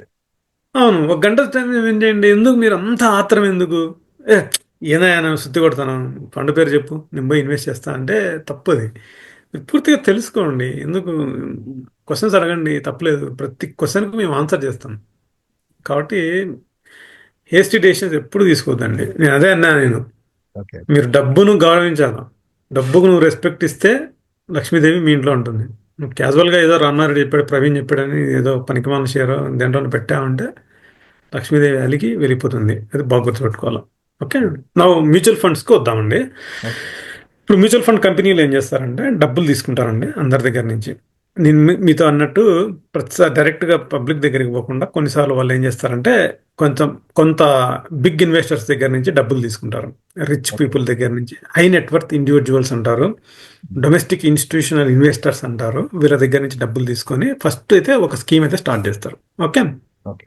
For example మనమే ఇండెక్స్ ఫండ్ అనేది ఒకటి స్టార్ట్ చేస్తారు. సింప్లెస్ట్ నాకు తెలిసి ఆయన సచిన్ బన్సల్ కూడా ఇండెక్స్ ఫండే స్టార్ట్ చేశారు. ఓకే. ఓకే. ఇప్పుడు దీనికోసం ఏం చేయాలంటే ఒక ఫండ్ మేనేజర్ని పెట్టుకోవాలా. ఆ, తర్వాత ఇండెక్స్ ఫండ్ చేశారనుకోండి, ఈ కంపెనీలన్నీ ఆల్రెడీ ఉన్నాయి. సెన్సెక్స్ వాడు చెప్పాడు ఇవి 30 కంపెనీలు అని. ఓకే. ఇండెక్స్ ఫండ్ వీళ్ళు చేశారంటే ఫండ్ మేనేజర్ పెద్దగా అవసరం ఉండదు. ఓకే. ఒక క్లర్క్ను పెట్టినా చేయగలుగుతాడు నా దృష్టి ప్రకారం. ఎందుకంటే ఇండెక్స్లో జొమాటో కొత్తగా యాడ్ అయిందంటే వీడేం చేయాలా, వీడి ఇండెక్స్ ఫండ్లో కూడా జొమాటోను యాడ్ చేసుకోవాలి. ఇది ఎలా జరుగుతుంది అనేది ఇంకొంచెం మీకు వివరంగా చెప్తానండి. ఓకే. ఫర్ అండర్స్టాండింగ్ పర్పస్ ఇండెక్స్లో రెండు ఫండ్స్ ఉన్నాయి, రెండు కంపెనీలు ఉన్నాయి అనుకుందామండి. Understanding purpose. ఓకే. ఒకవేళ మన సెన్సెక్స్లో రెండు కంపెనీలు ఉన్నాయి, ఒకటి రిలయన్స్, రెండోది టీసీఎస్ అనుకుందాం. ఓకే. ఓకే. రిలయన్స్ యొక్క వాల్యుయేషన్ వచ్చి 70% అనుకోండి, టీసీఎస్ వాల్యుయేషన్ వచ్చి 30 అనుకోండి. వాల్యుయేషన్ అంటే ఏంటంటే ఈ number of shares multiplied by share value, దాన్నే క్యాపిటలైజేషన్ అంటాం. ఇప్పుడు రిలయన్స్ వాడి షేర్లు తెలీదు, ఓ 10 కోట్లు ఉన్నాయనుకోండి, ఒక్కొక్క షేర్ వాల్యూ 1250 రూపాయలు అనుకోండి. అప్పుడు 10 కోట్ల షేర్లు మల్టిప్లైడ్ బై 1250 కొడితే దాని యొక్క క్యాపిటలైజేషన్ వస్తుంది. ఓకే.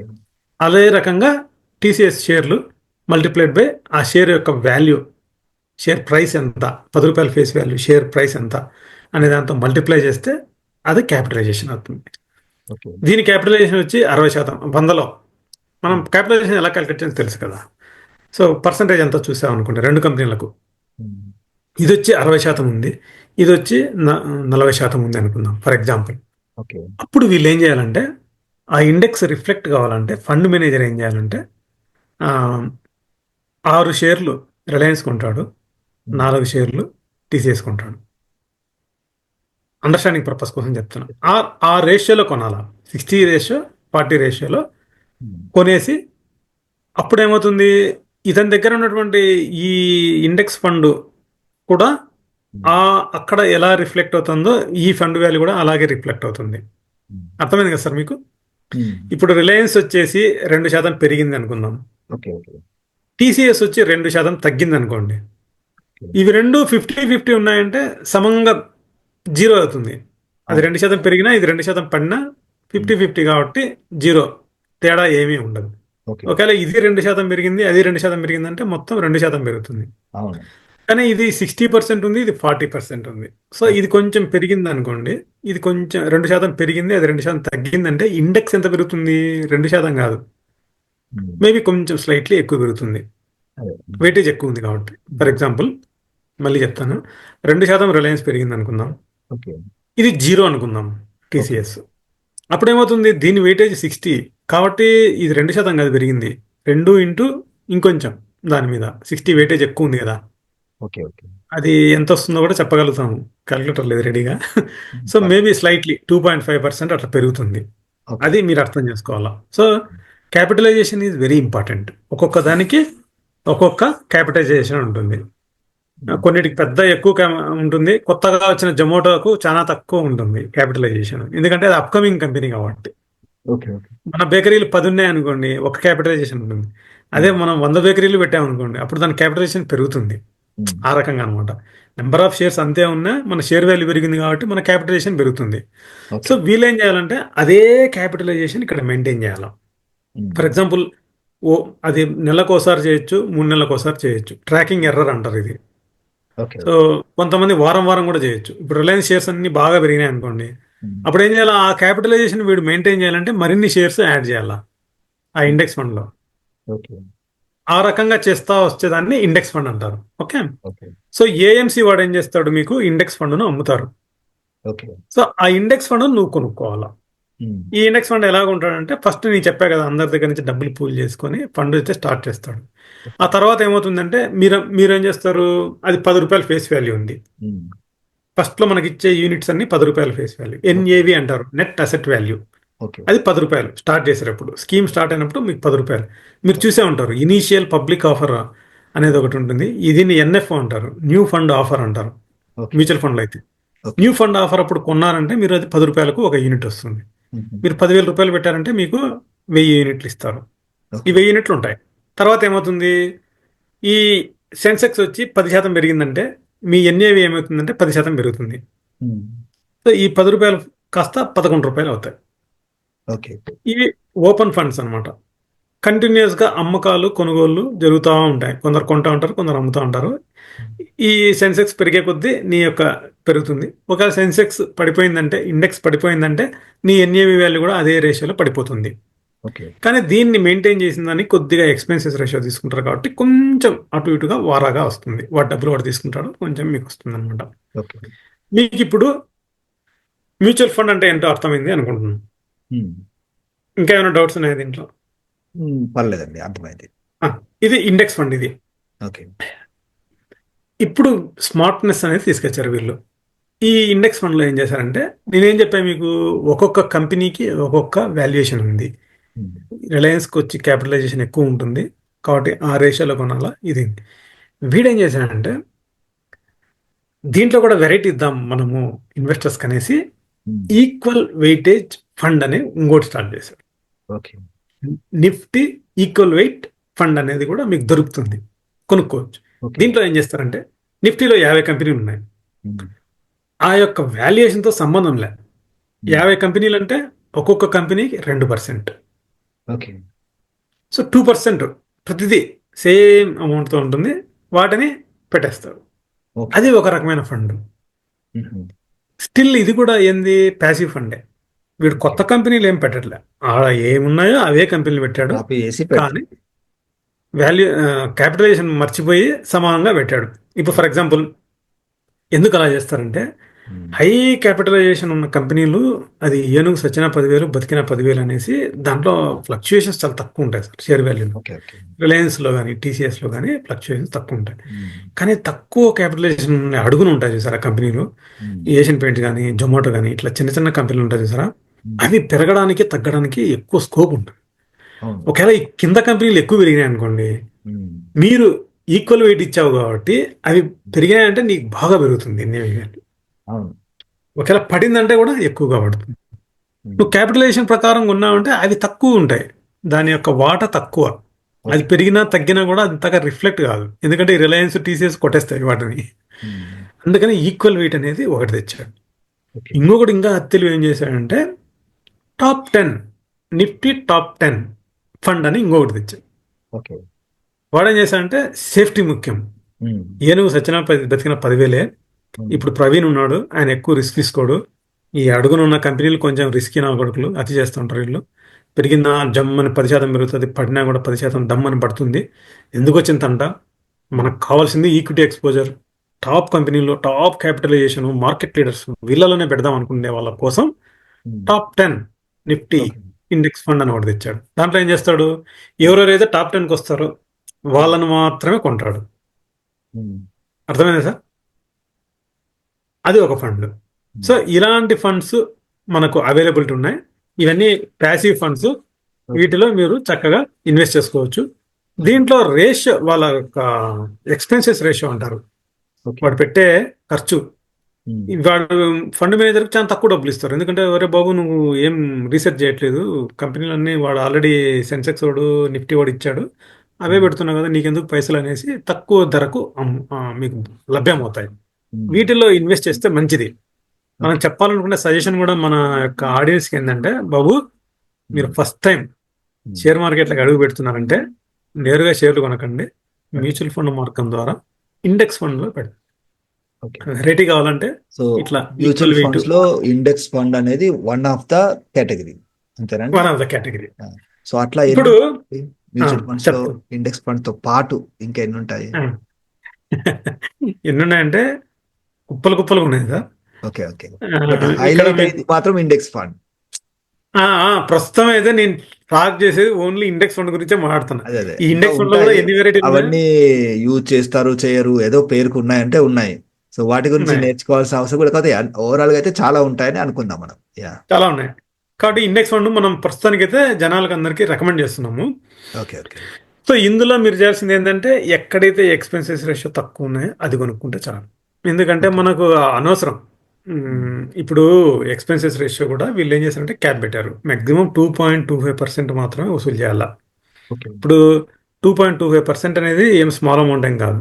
హ్మ్. ఇప్పుడు కొంతమంది యూట్యూబర్స్ అయితే దారుణం అండి. వాళ్ళు ఏమంటారంటే సిప్స్‌లో why are investing in SIPs, stop SIPs అంటారు. నువ్వు మ్యూచువల్ ఫండ్‌లో ఇన్వెస్ట్ చేస్తుంటే 2.25% వాడు తింటున్నాడు. వాడికెందుకు ఇవ్వాలి నువ్వు? నేరుగా నువ్వే షేర్లు కొనుక్కుంటే మొత్తం డబ్బులన్నీ నీకే వస్తాయి కదా అంటాడు. హ్మ్. కానీ అది వెరీ రాంగ్ అండి. దయచేసి ఆహ్, చాలామంది మిడిల్ క్లాస్ పీపుల్‌కి టైం ఉండదు. ఓపికగా వాళ్ళు షేర్లు కొనలేరు. వాళ్ళ యొక్క మనస్తత్వం కూడా నష్టం వచ్చి భరించలేరు. కాబట్టి వాళ్ళకి మనం ఇచ్చే సలహా ఏందంటే, బాబు మీరు 8 ఏండ్లకి, 10 ఏండ్లకి అది మీ అబ్బాయి పెళ్లి కావచ్చు, అమ్మాయి చదువు కావచ్చు, నీ రిటైర్మెంట్ కావచ్చు, ఒక ఇల్లు కొనుక్కోవడానికి కావచ్చు. ఇవన్నీ 8-10 సంవత్సరాల పైన ఉన్న వాటికన్నిటికీ నువ్వు హ్మ్. డబ్బులు ఆదా చేసుకోవాలంటే నీకున్నటువంటి సులభమైన మార్గం, చీపెస్ట్ వే వచ్చి mutual funds. Okay. Systematic investment plan. నెలకు గాని, వారానికి గాని డబ్బులేసుకుంటా ఉండి మంచి వెల్త్ క్రియేట్ అవుతుంది. నీకు రిస్క్ భయం ఉంది. ఈ సిస్టమాటిక్ ఎక్స్‌పెన్సెస్ ఇన్వెస్ట్‌మెంట్ సిప్ అంటాం షార్ట్ ఫామ్‌లో. ఆ! Systematic investment plan. Yeah! SIP అంటాం. హ్మ్. అంటే ఇదేంటంటే సిస్టమాటిక్‌గా పోతుంది. ఇప్పుడు ఒక నెలలో ఒక రోజు ఎక్కువ ఉంటది, ఒక రోజు తక్కువ ఉంటది. అయన్నీ టైమింగ్ చేయాలంటే మన వల్ల కాదు. ఓకే. అందుకని మనం ఏం చేసామంటే ఏదో ఒక రోజు చూజ్ చేసుకోండి. ఐదో తేదో, 10, 15, 20 హ్మ్. డేట్ సెలెక్ట్ చేసుకుంటే ఆ రోజు బ్యాంక్ నుంచి ఆటోమేటిక్‌గా కట్ అవుతుంది. మీకు యూనిట్స్ పడుతూ ఉంటాయి. ఎన్ఏవి ప్రకారం. అది అక్యుములేట్ అవుతుంది over a period of time. మీకు కాస్ట్ యావరేజింగ్ అవుతుంది. ఇప్పుడేమన్నా ఫ్లక్చుయేషన్స్ ఉన్నా అవన్నీ యావరేజ్ అయిపోయి మంచి వెల్త్ క్రియేట్ అవుతుంది. ఎందుకంటే ఓవర్ ఏ లాంగ్ పీరియడ్ ఇప్పుడు ఎప్పుడు కూడా ఇండెక్స్ ఇట్లా 45 డిగ్రీస్‌తో పెరగదండి. ఓకే. 45 డిగ్రీస్‌తో వాల్ ఉండదు. హ్మ్. ఓసారి పైకెళ్తది, ఓసారి కిందకెళ్తది, పైకి కిందకి పోతుంది. కానీ ఈ అన్నిటిని డౌన్స్‌ని గాని, అప్స్‌ని గాని కనెక్ట్ చేస్తా లైన్ గీసామనుకోండి, ఇట్ ఈస్ డెఫినైట్‌లీ 45 డిగ్రీస్ కాకపోయినా ఒక 30 డిగ్రీస్ ఉంటుంది.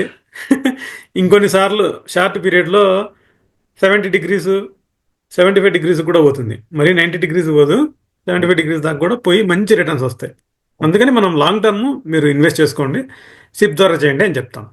ఇప్పుడు సో, నేను ఓన్లీ దీనికి index funds one cover one చేశాను. వన్ వన్ అడిషన్ అండి. సో, దీనికి డీమ్యాట్ అకౌంట్ అవసరం లేదు. Just for clarification.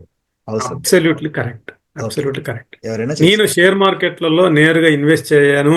నాకొద్దు రామనాథ్ రెడ్డి గారు. కేవలం మ్యూచువల్ ఫండ్స్ చాలు నాకు అనుకుంటే డీమ్యాట్ అవసరమే లేదు. ఓకే. ఫండ్ హౌస్ నుంచి నేరుగా యూనిట్స్ వస్తాయి. వాటి స్టేట్మెంట్ ఉంటుంది. అది ఎనఫ్. మీరు ఓకే. దానికి మంచిగా ఒక లాగిన్, పాస్వర్డ్ క్రియేట్ చేసుకుంటే చాలు. ఎప్పుడు కావాలంటే అప్పుడు అడిగి పోయి చూసుకోవచ్చు. దానికి మీ సేవింగ్స్ అకౌంట్ లింక్ అయి ఉంటుంది. నువ్వు ఓకే. కొనాలన్నా, అమ్మాలన్నా సేవింగ్స్ అకౌంట్‌లో నుంచే డబ్బులు పోతాయి. వేరే ఎక్సలెంట్. వాడు ఎవడో వచ్చి నైజీరియా వాడు వచ్చి మిమ్మల్ని మోసం చేసి డబ్బులు తీసుకోవడానికి కుదరదు. అదే. ఎందుకంటే కొత్త బ్యాంక్ యాడ్ చేయాలంటే చాలా కష్టం దాంట్లో. అందుకని ఓకే. ఇది సేఫ్. ఎవ్వరు దొంగలించరు. ఎక్సలెంట్. ఎక్సలెంట్. మంచి ఇన్వెస్ట్‌మెంట్. సో, ఇప్పుడు వీళ్ళేం చేశారంటే ఈఎంసీ వాడు వాడికి కూడా డబ్బులు కావాలి కదా! కేవలం ఇండెక్స్ ఫండ్ కొడితే డబ్బులు రావు.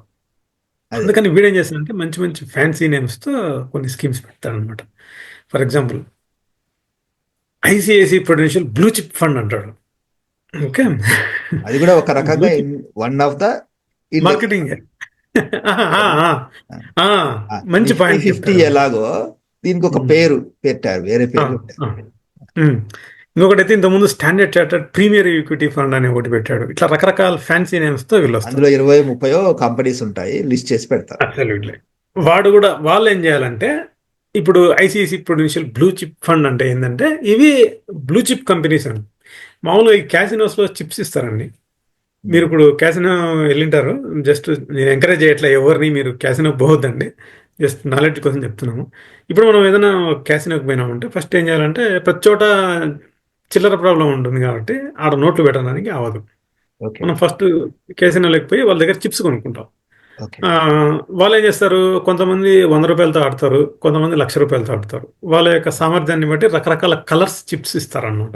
ఓకే. మీరిప్పుడు హైయెస్ట్ వాల్యూ చిప్ వచ్చి బ్లూ అనమాట. బ్లూ ఆ! చిప్ వచ్చి ఒకటి రూ. 1000 ఉంటుంది. అదే ఓకే. వైట్ చిప్ అయితే రూ. 10 ఉండొచ్చు. జస్ట్ నాకు హ్మ్. తెలీదు నేను చెప్తాను. కానీ ఓకే. హైయెస్ట్ వాల్యూ ఉండే చిప్‌ను బ్లూ చిప్ అంటారు. మీరు ఓకే. రూ. 1,00,000 ఇచ్చి నేను ఆడాలనుకుంటానంటే ఓకే. అని కొన్ని ఒక 10 బ్లూ చిప్స్, ఒక 100 రెడ్ చిప్‌లు, ఒక 1000 వైట్ చిప్స్ ఇస్తారు. మీరు అది తీసుకోండి, ఎక్కడ కావాలంటే అక్కడ చిప్స్ వేసేస్తాను అంటే వాడు మళ్ళీ నీకు గెలిచావంటే నీకు మళ్ళీ చిప్స్ ఇస్తాడు. ఆ చిప్స్ అన్ని బ్యాగ్లో వేసుకొని చివరిగా నువ్వు రిటర్న్ వెళ్ళేటప్పుడు ఆ చిప్స్ ఆ కౌంటర్లో ఇస్తే వాళ్ళు దాన్ని నీకు క్యాష్ రూపంలో ఇస్తారు. సో బ్లూ చిప్ అనేది highest value. So obviously ICICI Prudential blue chip fund అనేది వాడి ఉద్దేశం ఏంటంటే హైయెస్ట్ వాల్యుయేషన్ ఉన్న కంపెనీల్లో పెడతానంటాడు. ఓకే. నన్ను ఏమంటాడంటే, రామ్నాథ్ రెడ్డి ఇండెక్స్ ఫండ్లో ఏం పెడతావా, వాళ్ళు ఇండెక్స్ మార్చరు, అలానే ఉంటాయి.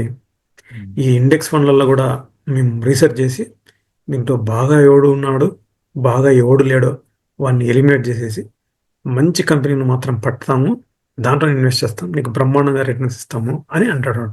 ఓకే. సో ఈ ఫండ్స్ కూడా ఏం చేస్తారంటే కంపేర్ చేస్తారు, మీకు వాళ్ళ యొక్క ఫ్యాక్ట్ షీట్స్ అని ఇస్తారనమాట, నెల నెల ఇస్తారు మీకు. ఓకే. వాడికి ఏదో దాంతో బెంచ్ మార్క్ ఉండాలి కదా, అవునా? వాడు నిఫ్టీతో చూపిస్తాడు. నిఫ్టీ నిఫ్టీ 50 10% ఇచ్చింది 1 ఇయర్లో. మా ఐసిఐసి బ్లూ చిప్ వాళ్ళు 15% ఇచ్చారు.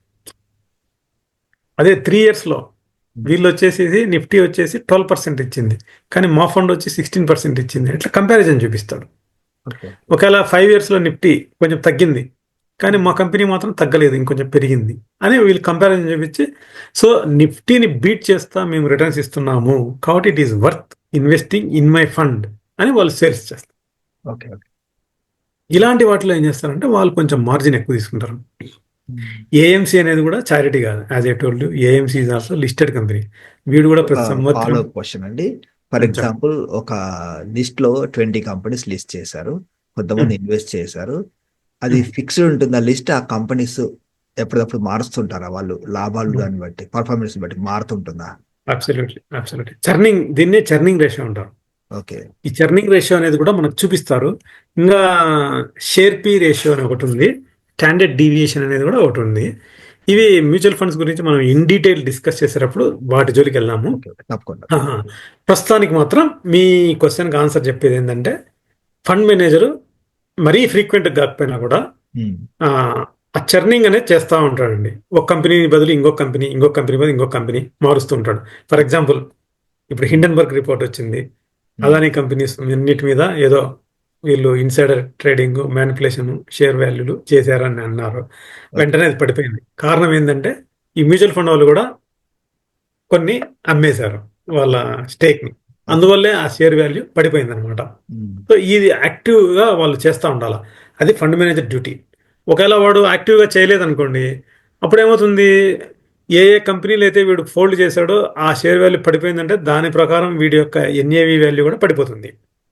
ఓకే. ఇప్పుడు ఐసిఐసి బ్లూ చిప్ వాటి దగ్గర అదానీ ఎంటర్ప్రైజెస్ ఉంది అనుకుందాం, అదే రకంగా అదానీ పోర్ట్స్ ఉంది అనుకుందాం. వీడు కనుక వీటిని అమ్మకుండా గమ్మున కూర్చున్నాడు అనుకోండి, అప్పుడు ఏమవుతుంది, వీడి యొక్క షేర్ వాల్యూ పడిపోయిందంటే వీడి యొక్క net asset value ₹10 face value ఉండేది 20 అయింది అనుకుందాం, అది 20 కాస్త 18 అవుతుంది. ఉమ్. కాబట్టి వీళ్ళు కూడా ఏం చేయాలంటే ఈ షేర్స్ను అమ్మడం, కొనడం, మార్చడం చేస్తూ ఉండాలి. ఓకే. దాన్నే మనము చర్నింగ్ రేషియో అంటాము. షేర్ పి రేషియో అనేది ఒకటి ఉంది, స్టాండర్డ్ డివియేషన్ ఒకటి ఉంది.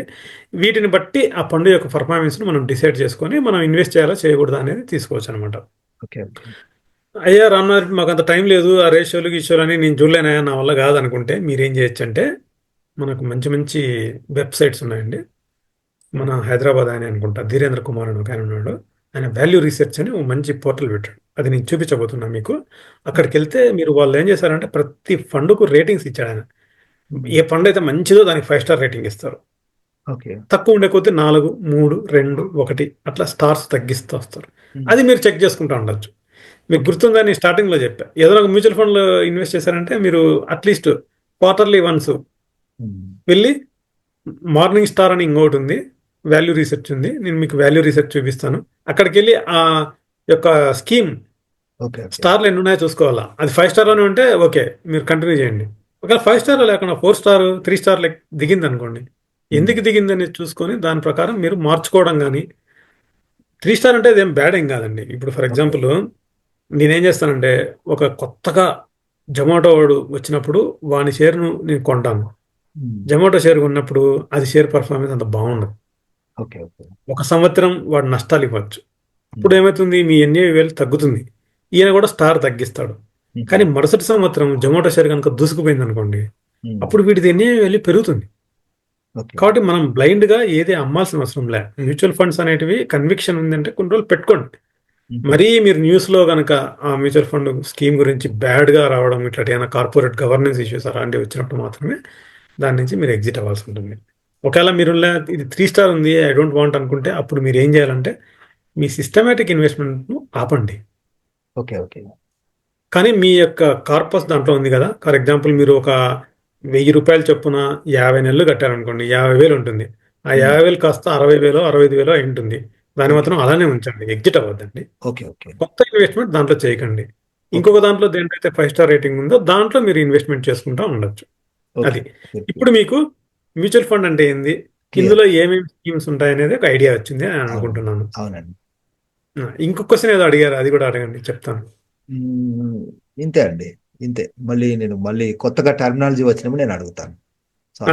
కవర్ అయిపోయింది. సో మీరు ఈక్విటీ అంటే ఏందని అడిగారు, మళ్ళీ తర్వాత ఎన్ఏవి అంటే స్టాక్ మార్కెట్, ఓవరాల్ అది స్టాక్ మార్కెట్, అది అర్థమైపోతుంది. స్టాక్ మార్కెట్ అంటే సంతనే, ఇంకేం లేదు. తర్వాత మ్యూచువల్ ఫండ్ అంటే ఏందని అడిగారు, దాని గురించి కూడా చెప్పాము మనం. ఇట్లా రకరకాల స్కీమ్స్ అమ్ముతా ఉంటారు వీళ్ళు. మ్యూచువల్ ఫండ్స్ గురించి మళ్ళీ ఇంకా డీటెయిల్గా చేద్దాం సార్. ఎందుకంటే ఇప్పుడు బ్లూ చిప్ అని చెప్పాము, అది ఏమైతుందంటే అది మెగా లార్జ్ క్యాప్ ఫండ్ అని అంటారు.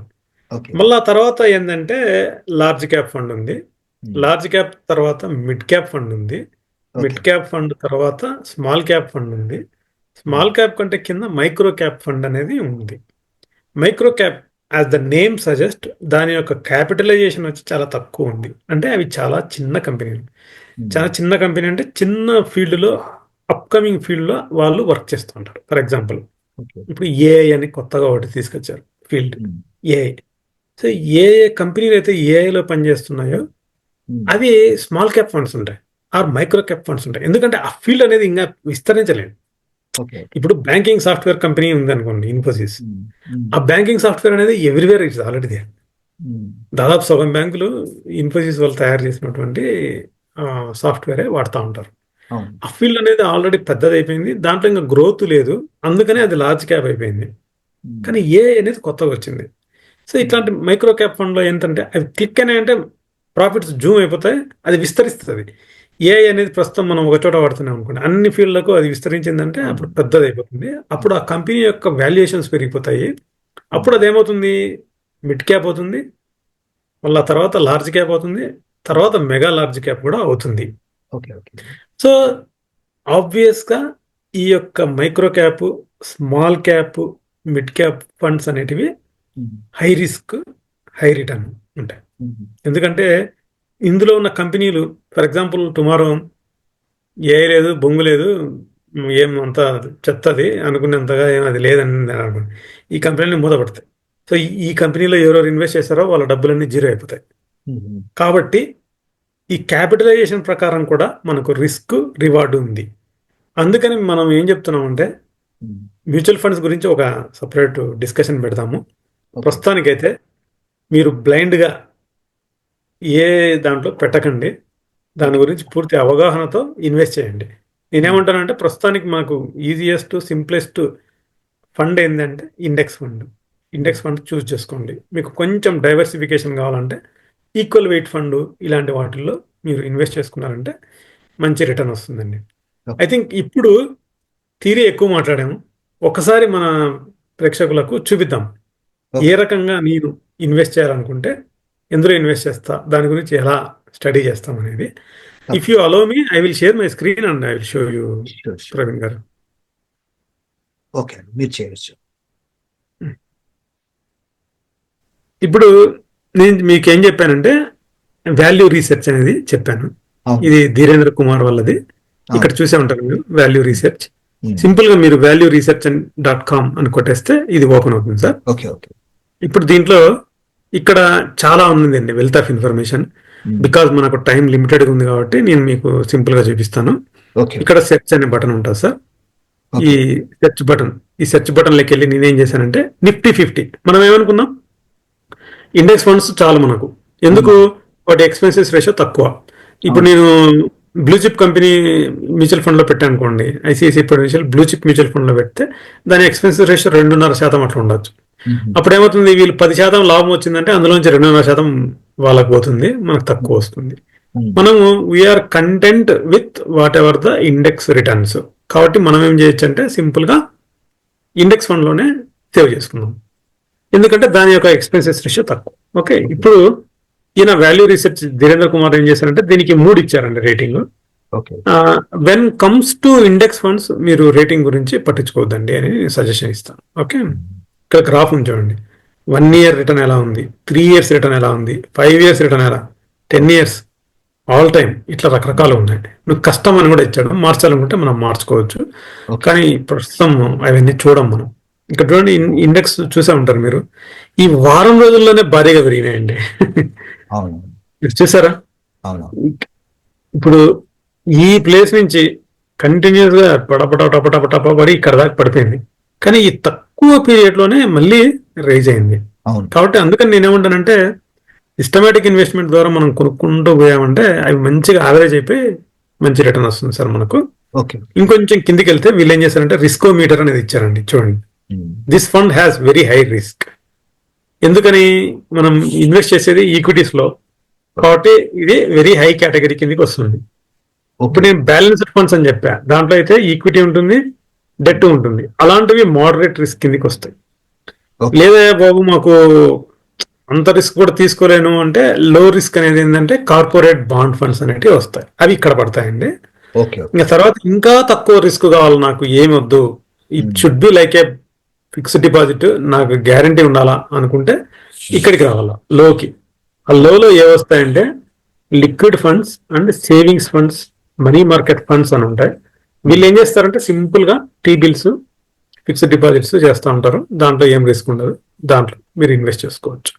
ప్రస్తుతం మీరు చూడండి, ఇండెక్స్ ఫండ్ కూడా వీళ్ళు వెరీ హై రిస్క్ అనే అంటున్నారు, కానీ index funds are somewhat better compare to cherry picking of some funds by large cap funds. కాబట్టి ఇండెక్స్ ఫండ్స్ చేసుకోండి. ఇప్పుడు ఈయన చూసారా, ఇక్కడ కంపారిజన్ కూడా ఇస్తారండి ఆయన, పీర్ కంపారిజన్. ఐసిసి ప్రుడెన్షియల్ నిఫ్టీ 50కి 3 స్టార్లు ఇచ్చారు.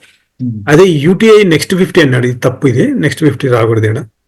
తర్వాత డిఎస్పి నిఫ్టీ 50 ఈక్వల్ వెయిట్, మీకు గుర్తుందా ఈక్వల్ వెయిట్ అని చెప్పాను నేను, ప్రతి కంపెనీకి సేమ్ వెయిటేజ్ ఉంటుంది, దానికైతే 4 స్టార్ ఇచ్చారండి.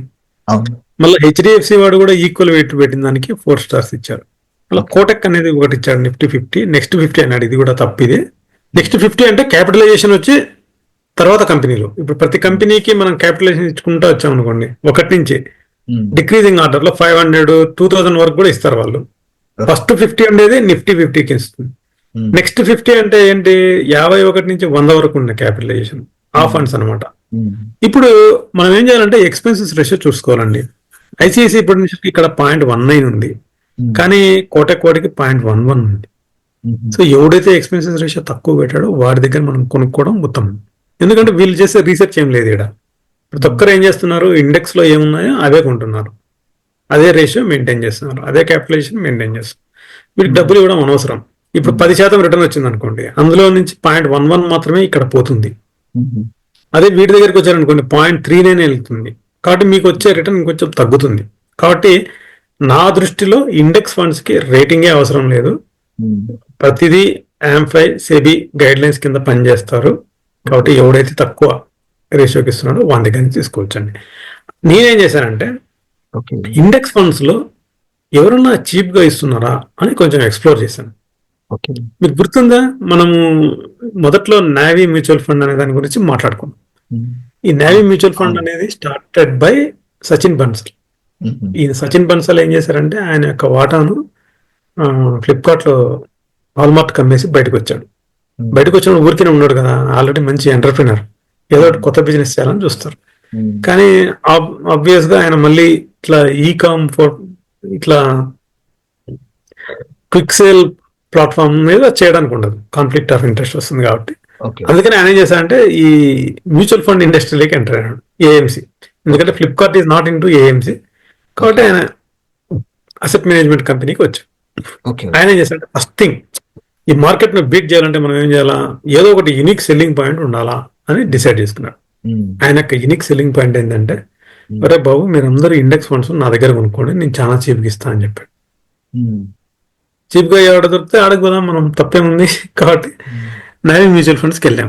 నేనేం చేశానంటే సరదాగా నావీ మ్యూచువల్ ఫండ్ ఏముందో చూద్దాం అనేసి ఇక్కడ కొట్టాను మన ఓకే వాల్యూ రీసెర్చ్ లో. ఓకే వాల్యూ రీసెర్చ్ లో మనం కొడితే ఏమైంది, నావీ నిఫ్టీ 50 ఇండెక్స్ ఫండ్ చూడండి, దీని యొక్క ఎక్స్పెన్సెస్ రేషియో 0.06, చాలా చీప్. ఓకే సో ఇది బెస్ట్ అనమాట. మీరు ఇన్వెస్ట్ చేసుకోవాలనుకుంటే ఇండెక్స్ ఫండ్ లో నావీలో మనం ఇన్వెస్ట్ చేసుకుంటే 0.06 మాత్రమే దొరుకుతుంది. స్టార్స్ గురించి మర్చిపోండి, ఎందుకంటే ఇది ఇండెక్స్ ఫండ్, దీంట్లో మనం స్టార్లు ఎన్ని ఉన్నాయి ఏమనేది పెద్దగా వర్రీ కావాల్సిన అవసరం లేదు. ఓకే, తర్వాత ఓకే ఇది ఎందుకైనా మంచిది, నావీ గురించి కొంచెం చదువుకుందాం మనం అనేసి నేనేం చేశానంటే ఈ నావీ మ్యూచువల్ ఫండ్ వెబ్సైట్కి వెళ్ళానండి. ఓకే వీళ్ళు బాగా డైవర్సిఫై అవుతున్నారు. ఫస్ట్ యూపీఐ ఇచ్చారు ఒకటి, ఈ యూనిఫైడ్ పేమెంట్, వాళ్ళ మ్యూచువల్ ఫండ్ ఉంది, హెల్త్ ఇన్సూరెన్స్ అమ్ముతున్నారు, హోమ్ లోన్స్ ఇస్తున్నారు, క్యాష్ లోన్స్ ఇస్తున్నారు అన్ని. ఓకే ఓకే, దీంట్లో ఇండెక్స్ ఫండ్స్ గురించి వాళ్ళు ఇచ్చారు, వాళ్ళ ఏమేమి ఫండ్స్ ఉన్నాయో కూడా చెప్పారు. ఇప్పుడు మీరు ఇక్కడనే మీరు కావాలనుకుంటే క్రియేట్ చేసుకొని మనము కొనుక్కోవచ్చండి. కానీ కొంచెం కిందికి వెళ్ళామనుకోండి, వై టు ఇన్వెస్ట్ నావీ, లో కాస్ట్ అన్నాడు, డైవర్స్ అన్నాడు, సిప్పుల అంశం, ఇంటర్నేషనల్ మార్కెట్స్, రకరకాలు ఉన్నాయి. ఓకే ఓకే చూడండి, how to choose a mutual fund అనే దాంట్లో కూడా వీళ్ళు ఏం చేశారు, ఫైనాన్షియల్ గోల్ ఏంటి, కాస్ట్ ఏంటి, రిస్క్ అపటైట్ ఏంటి, పాస్ట్ పర్ఫార్మెన్స్, ఇవన్నీ మనం డిస్కస్ చేసాం ఆల్రెడీ. అవునండి. మీరు చదువుకోవచ్చండి, అది నేను చెప్పాను. తర్వాత హౌ టు ఇన్వెస్ట్ అనే దానికి ఇక్కడ డౌన్లోడ్ ద నావీ యాప్ అన్నాడు. సో యాప్ ద్వారా కూడా మీరు కొనుక్కోవచ్చు. మీరేమి వాళ్ళ మ్యూచువల్ ఫండ్ ఆఫీస్ పోవాల్సిన అవసరం లే, బ్యాంకింగ్ పోవాల్సిన అవసరం లే, చక్కగా యాప్ ద్వారా కూడా మీరు కొనుక్కోవచ్చు. ఇక్కడ ఒక ముఖ్యమైన అంశం ఇంకోటి చెప్పాలండి మీకు, ఈ మ్యూచువల్ ఫండ్స్ లో ప్రతి స్కీమ్ మనం అనుకున్నాం కదా బోల్డ్ అని స్కీమ్స్ ఉంటాయని, ప్రతి స్కీమ్ లో 2 ఆప్షన్స్ ఉంటాయి. మళ్ళీ గ్రోత్, డివిడెంట్ అన్ని ఉన్నాయి, వాటి జోలికి వెళ్ళను, దాని గురించి మనం ఇంకొక ఎపిసోడ్ చేసుకున్నాము. మీరు ప్రస్తుతం ఉన్నారు కాబట్టి నేను చెప్తున్నాను. ప్రతి ఒక్క స్కీమ్ కి 2 ఆప్షన్లు ఉంటాయండి, ఒకటి రెగ్యులర్, రెండోది డైరెక్ట్. ఒకటే స్కీమ్ అది, కానీ దాంట్లో 2 ఉన్నాయి, ఒకటి వచ్చి డైరెక్ట్, ఇంకోటి వచ్చి రెగ్యులర్. తేడా ఏంటో చెప్తాను. మీరు మ్యూచువల్ ఫండ్ బ్యాంక్ వెళ్ళారనుకోండి, ఎస్బీఐ బ్యాంక్, ఎస్బీఐ వాడు ఏం చేస్తారంటే, సార్ మ్యూచువల్ ఫండ్ ఉంది, ఇన్వెస్ట్ చేయండి, మీకు బాగా డబ్బులు వస్తాయి అని వాడు అమ్ముతాడు. వాడి దగ్గర నుంచి మీరు కొనుక్కున్నారనుకోండి, వాళ్ళు ఒక అప్లికేషన్ ఫామ్ ఇస్తారు, ఆ అప్లికేషన్ ఫామ్ మీరు ఫిల్ చేసి ఇవ్వాలి. అక్కడ పైన కార్నర్ లో బ్రోకర్ అని ఉంటుంది. ఆ బ్రోకర్ దగ్గర ఆల్రెడీ రబ్బర్ సీల్ వేసుకొని ఉంటాడు ఆయన, వాళ్ళ బ్యాంక్. సో అదేమైందంటే త్రూ డిస్ట్రిబ్యూటర్ నువ్వు కొంటున్నావు కాబట్టి నువ్వు డైరెక్ట్ స్కీమ్ లో ఇన్వెస్ట్ చేయడానికి అవ్వదు, నీకు బై డిఫాల్ట్ రెగ్యులర్ స్కీమ్ వస్తుంది. అలా కాకుండా మీరు నేరుగా ఇలా యాప్ డౌన్లోడ్ చేసుకొని కానీ, లేదంటే ఈ కంపెనీ యొక్క వెబ్సైట్ కానీ వెళ్ళి కొంటే, మీకు అక్కడ బ్రోకర్ లేడని చెప్తే మీకు డైరెక్ట్ స్కీమ్ ఎలిజిబిలిటీ ఉంటుంది. నేను ప్రతి ఒక్కరికి ఏం చెప్తానంటే డైరెక్ట్ స్కీమ్ కొనుక్కోండి అని చెప్తాను. ఎందుకంటే బ్యాంక్ వెళ్ళాలి అంటే వేరే ప్లేస్కి వెళ్ళాల్సిన అవసరం లేదు, మనం మొబైల్ నుంచి కానీ కంప్యూటర్ నుంచి కానీ చేసుకోవచ్చు. ఎందుకు చేసుకోవాలంటే డైరెక్ట్ స్కీమ్ కి రెగ్యులర్ స్కీమ్ తేడా ఏంటంటే డిస్ట్రిబ్యూటర్ కమిషన్. డిస్ట్రిబ్యూటర్ కి కమిషన్ ఇస్తాడు. ఫర్ ఎగ్జాంపుల్ బ్యాంక్ వాడు నీకు మ్యూచువల్ ఫండ్ అమ్మాడంటే వాడు ఊరికినే కూకట్ కమ్మట్లే, వాడు చారిటీ చేయట్లే, నీకు వాడికి కమిషన్ వస్తుంది, వాడికి టార్గెట్ ఉంది. ప్రతి బ్యాంక్ లో ఎంప్లాయీకి ఓకే బాబు నువ్వు ఈ సంవత్సరం 10 లక్షల రూపాయలు విలువ చేసి మ్యూచువల్ ఫండ్ ఇన్వెస్ట్ చేయండి అని టార్గెట్ ఉంది, అందుకని వాళ్ళు మీ వెంట పడతారు. ఎందుకంటే బ్యాంకే కాదు, మంచి ఆదాయం, కమిషన్ వస్తుంది. ఇప్పుడు ఒక మ్యూచువల్ ఫండ్ స్కీమ్ ని నడపాలంటే ఫండ్ మేనేజర్ ఉండాలా, వాడికి ఏవో ఆఫీసులు ఉంటాయి, బై డిఫాల్ట్ ఆ ఏఎంసీకి కొంచెం ప్రాఫిట్ రావాలా, కంపెనీకి సిఇఓ ఉంటాడు, వాడికి జీతం డబ్బులు రావాలా. సో ఇవన్నీ ఎక్స్పెన్సెస్ ఉంటాయి. సో ఆ ఎక్స్పెన్సెస్ కాకుండా ప్లస్ డిస్ట్రిబ్యూటర్ కమిషన్ ఉంటుంది.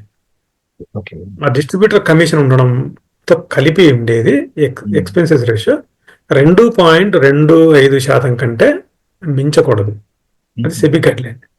ఒకవేళ అది అది పెరుగుతుంది అంటే వీళ్ళు ఏం చేయాలంటే వీళ్ళ ఖర్చులను తగ్గించుకోవాలా, కమిషన్ తగ్గించుకోవాలి. అది రెగ్యులర్ స్కీమ్. డైరెక్ట్ స్కీమ్కి వచ్చేసరికి ఏమవుతుందంటే ఈ డిస్ట్రిబ్యూటర్ కమిషన్స్ 0 అయిపోతుంది. అర్థమైంది సార్? డిస్ట్రిబ్యూటర్ కమిషన్ 0 అవుతుంది. అప్పుడు ఏమవుతుంది, ఒకవేళ ఒక మ్యూచువల్ ఫండ్ యొక్క ఎక్స్పెన్సెస్ రేషియో 2% ఉంటే రెగ్యులర్ స్కీమ్ కి, డైరెక్ట్ స్కీమ్ లో ఇన్వెస్ట్ చేసిన వాళ్ళకు అది 2% ఉండదు, 1% ఉండొచ్చు. ఎందుకంటే 1% కమిషన్ పోతుంది. అంటే మీకేమైంది, వాళ్ళ యొక్క ఖర్చులు తగ్గినాయంటే మీకు ఆ ఖర్చు తగ్గింది మీ యొక్క ఎన్ఏవి వాల్యూలో రిఫ్లెక్ట్ అవుతుంది. Okay okay. ఇంతకుముందు అనుకున్నట్టు మనం వాళ్ళు 10% కనుక స్కీమ్ రిటర్న్ వచ్చింది అనుకోండి, రెగ్యులర్ స్కీమ్ లో ఏమవుతుందంటే 10% మైనస్ 2% వెళ్ళిపోతుంది, 8% మాత్రమే కనిపిస్తుంది. అదే డైరెక్ట్ స్కీమ్ లో మీరు ఇన్వెస్ట్ చేసింటే 10% మైనస్ 1% ఎక్స్పెన్సెస్ రేషియో పోతుంది, మీకు 9% రిటర్న్ వస్తుంది. మీకు అనిపించవచ్చు ఏమైనా రామనాథరెడ్డి 1% వాట్ ఈస్ దిస్ అని, కానీ నువ్వు 20 సంవత్సరాలు దీంట్లో కనుక ఇన్వెస్ట్ చేశారంటే మీరు మొదటి సంవత్సరంలో కట్టిన 1% కమిషన్ మీద మీకు కనీసం అది చివరకు 20 ఏళ్ల తర్వాత మోర్ దెన్ 1 lakh 2 lakh అవుతుంది. కాబట్టి ఏది కూడా స్మాల్ అమౌంట్ కాదు. దాని మీద మీరు చక్రవడ్డీ వేసుకుంటా పోయారంటే that will become a big amount. That's why నా యొక్క సజెషన్ ఏంటంటే డైరెక్ట్ స్కీమ్ లో ఇన్వెస్ట్ చేయండి. ఇప్పుడు కొంతమంది ఉంటారండి మరీ అనామకులు, ఈ వెబ్సైట్ చదవలేరు, రిపోర్ట్స్ చూడరు, రేటింగ్ వాల్యూ రీసెర్చ్కి వెళ్ళి అది స్టార్ రేటింగ్ చూడలేము, మా వల్ల ఏం కాదండి, మేము చాలా ఇల్లిటరేట్, మేము ఇంట్లో కూర్చొని ఉంటాం, లేజీగా ఉంటాం, మాకు ఓపిక లేదు అనుకుంటే అప్పుడు మీరు ఒక ఏజెంట్ ద్వారా కానీ, ఫైనాన్షియల్ ప్లానర్ ద్వారా కానీ, ఫైనాన్షియల్ కన్సల్టెంట్ ద్వారా కానీ కొనుక్కోండి. వాళ్ళు మీకు అడ్వైజ్ ఇస్తారు 3 నెలలకోసారో 6 నెలలకోసారో, బాబు మనం ఇంత డబ్బులు ఆడబెట్టాం, అది బాగా పర్ఫామ్ చేయట్లే, సిప్పు ఇది స్టాప్ చేద్దాం, ఇందులో మొదలు పెడదాం అని వాళ్ళు మీకు అడ్వైజ్ ఇస్తారు. అలాంటి వ్యక్తికి మనం కమిషన్ ఇవ్వాలా, బ్రోకరేజ్ ఇవ్వాలా. అంతేగాని ఎస్బీఐ బ్యాంక్ లో కూర్చొని కాలు మీద కాలేసుకొని ఉండేవాడికి మనం ఏం కమిషన్ ఇవ్వాల్సిన అవసరం లేదు. అది నా సలహా. Okay sir. ఇప్పుడు నేనేమంటానంటే ఇది చాలా సింపుల్. మీరు ఈ నావీ యాప్ అనేది మీ మొబైల్లో డౌన్లోడ్ చేసుకొని మన ప్రేక్షకులకు చూపిస్తే వాళ్ళకి హ్యాండ్స్ ఆన్ ఎక్స్పీరియన్స్ ఉంటుంది. అయితే దాన్ని మనము నెక్స్ట్ సెషన్ లో ప్లాన్ చేద్దామండి, ఎందుకంటే వీడియో లెంగ్త్ అయిపోయింది. సో ఈ వీడియో ఇప్పటి వరకు బాగా చూశారు అనుకుంటున్నాను. సో చాలా విషయాలు నేర్చుకున్నారు అనుకుంటున్నాను. సో మనం నెక్స్ట్ సెషన్ లో వారికి నా మొబైల్లో ఇన్స్టాలేషన్ చేసిన తర్వాత ప్రాక్టికల్ గా కూడా వీలైతే ఇన్వెస్ట్ చేసి నేను చూపిస్తాను. మీరు గైడ్ చేస్తుంటే నేను చేసి చూపిస్తాను. Excellent sir. అందరూ గుర్తుపెట్టుకోవాల్సింది ఏంటంటే ఐఎమ్ షూర్ ఇప్పుడు మీరు ఆల్రెడీ ఎక్స్ప్లోర్ చేస్తుంటారు. కొన్ని సింపుల్ థింగ్స్ చూడండి. ఇప్పుడు ఇది నావీ అని ఉంది, నావీ వల్ల సింబల్ ఇలా ఉంటుంది. సో మీరు యాప్ డౌన్లోడ్ చేసుకునేటప్పుడు నావీ అంటే ఏమన్నా ఫేక్ రావచ్చేమో, ఐ డోంట్ నో. కాబట్టి ఇలాంటి వాళ్ళ బ్రాండ్ ఏంటి, వాళ్ళ నేమింగ్ ఏంటి, ఈ నావీ అనేది N small letter, A small letter, V అనేది క్యాపిటల్ లా ఉంది, ఐ అనే స్మాల్ లెటర్. కాబట్టి ఇలాంటివన్నీ చూస్తూ ఉండండి. ఎవరన్నా ఇంకొకటి క్యాపిటల్ ఎన్తో ఒకటి నావీ అని ఇంకొక యాప్ ఉంది అనుకోండి, దయచేసి అలాంటివి డౌన్లోడ్ చేసుకోవద్దండి. కొంచెం జాగ్రత్తగా ఇన్వెస్ట్ చేసుకోండి. Okay, thank you very much. సరే అండి, నమస్కారం.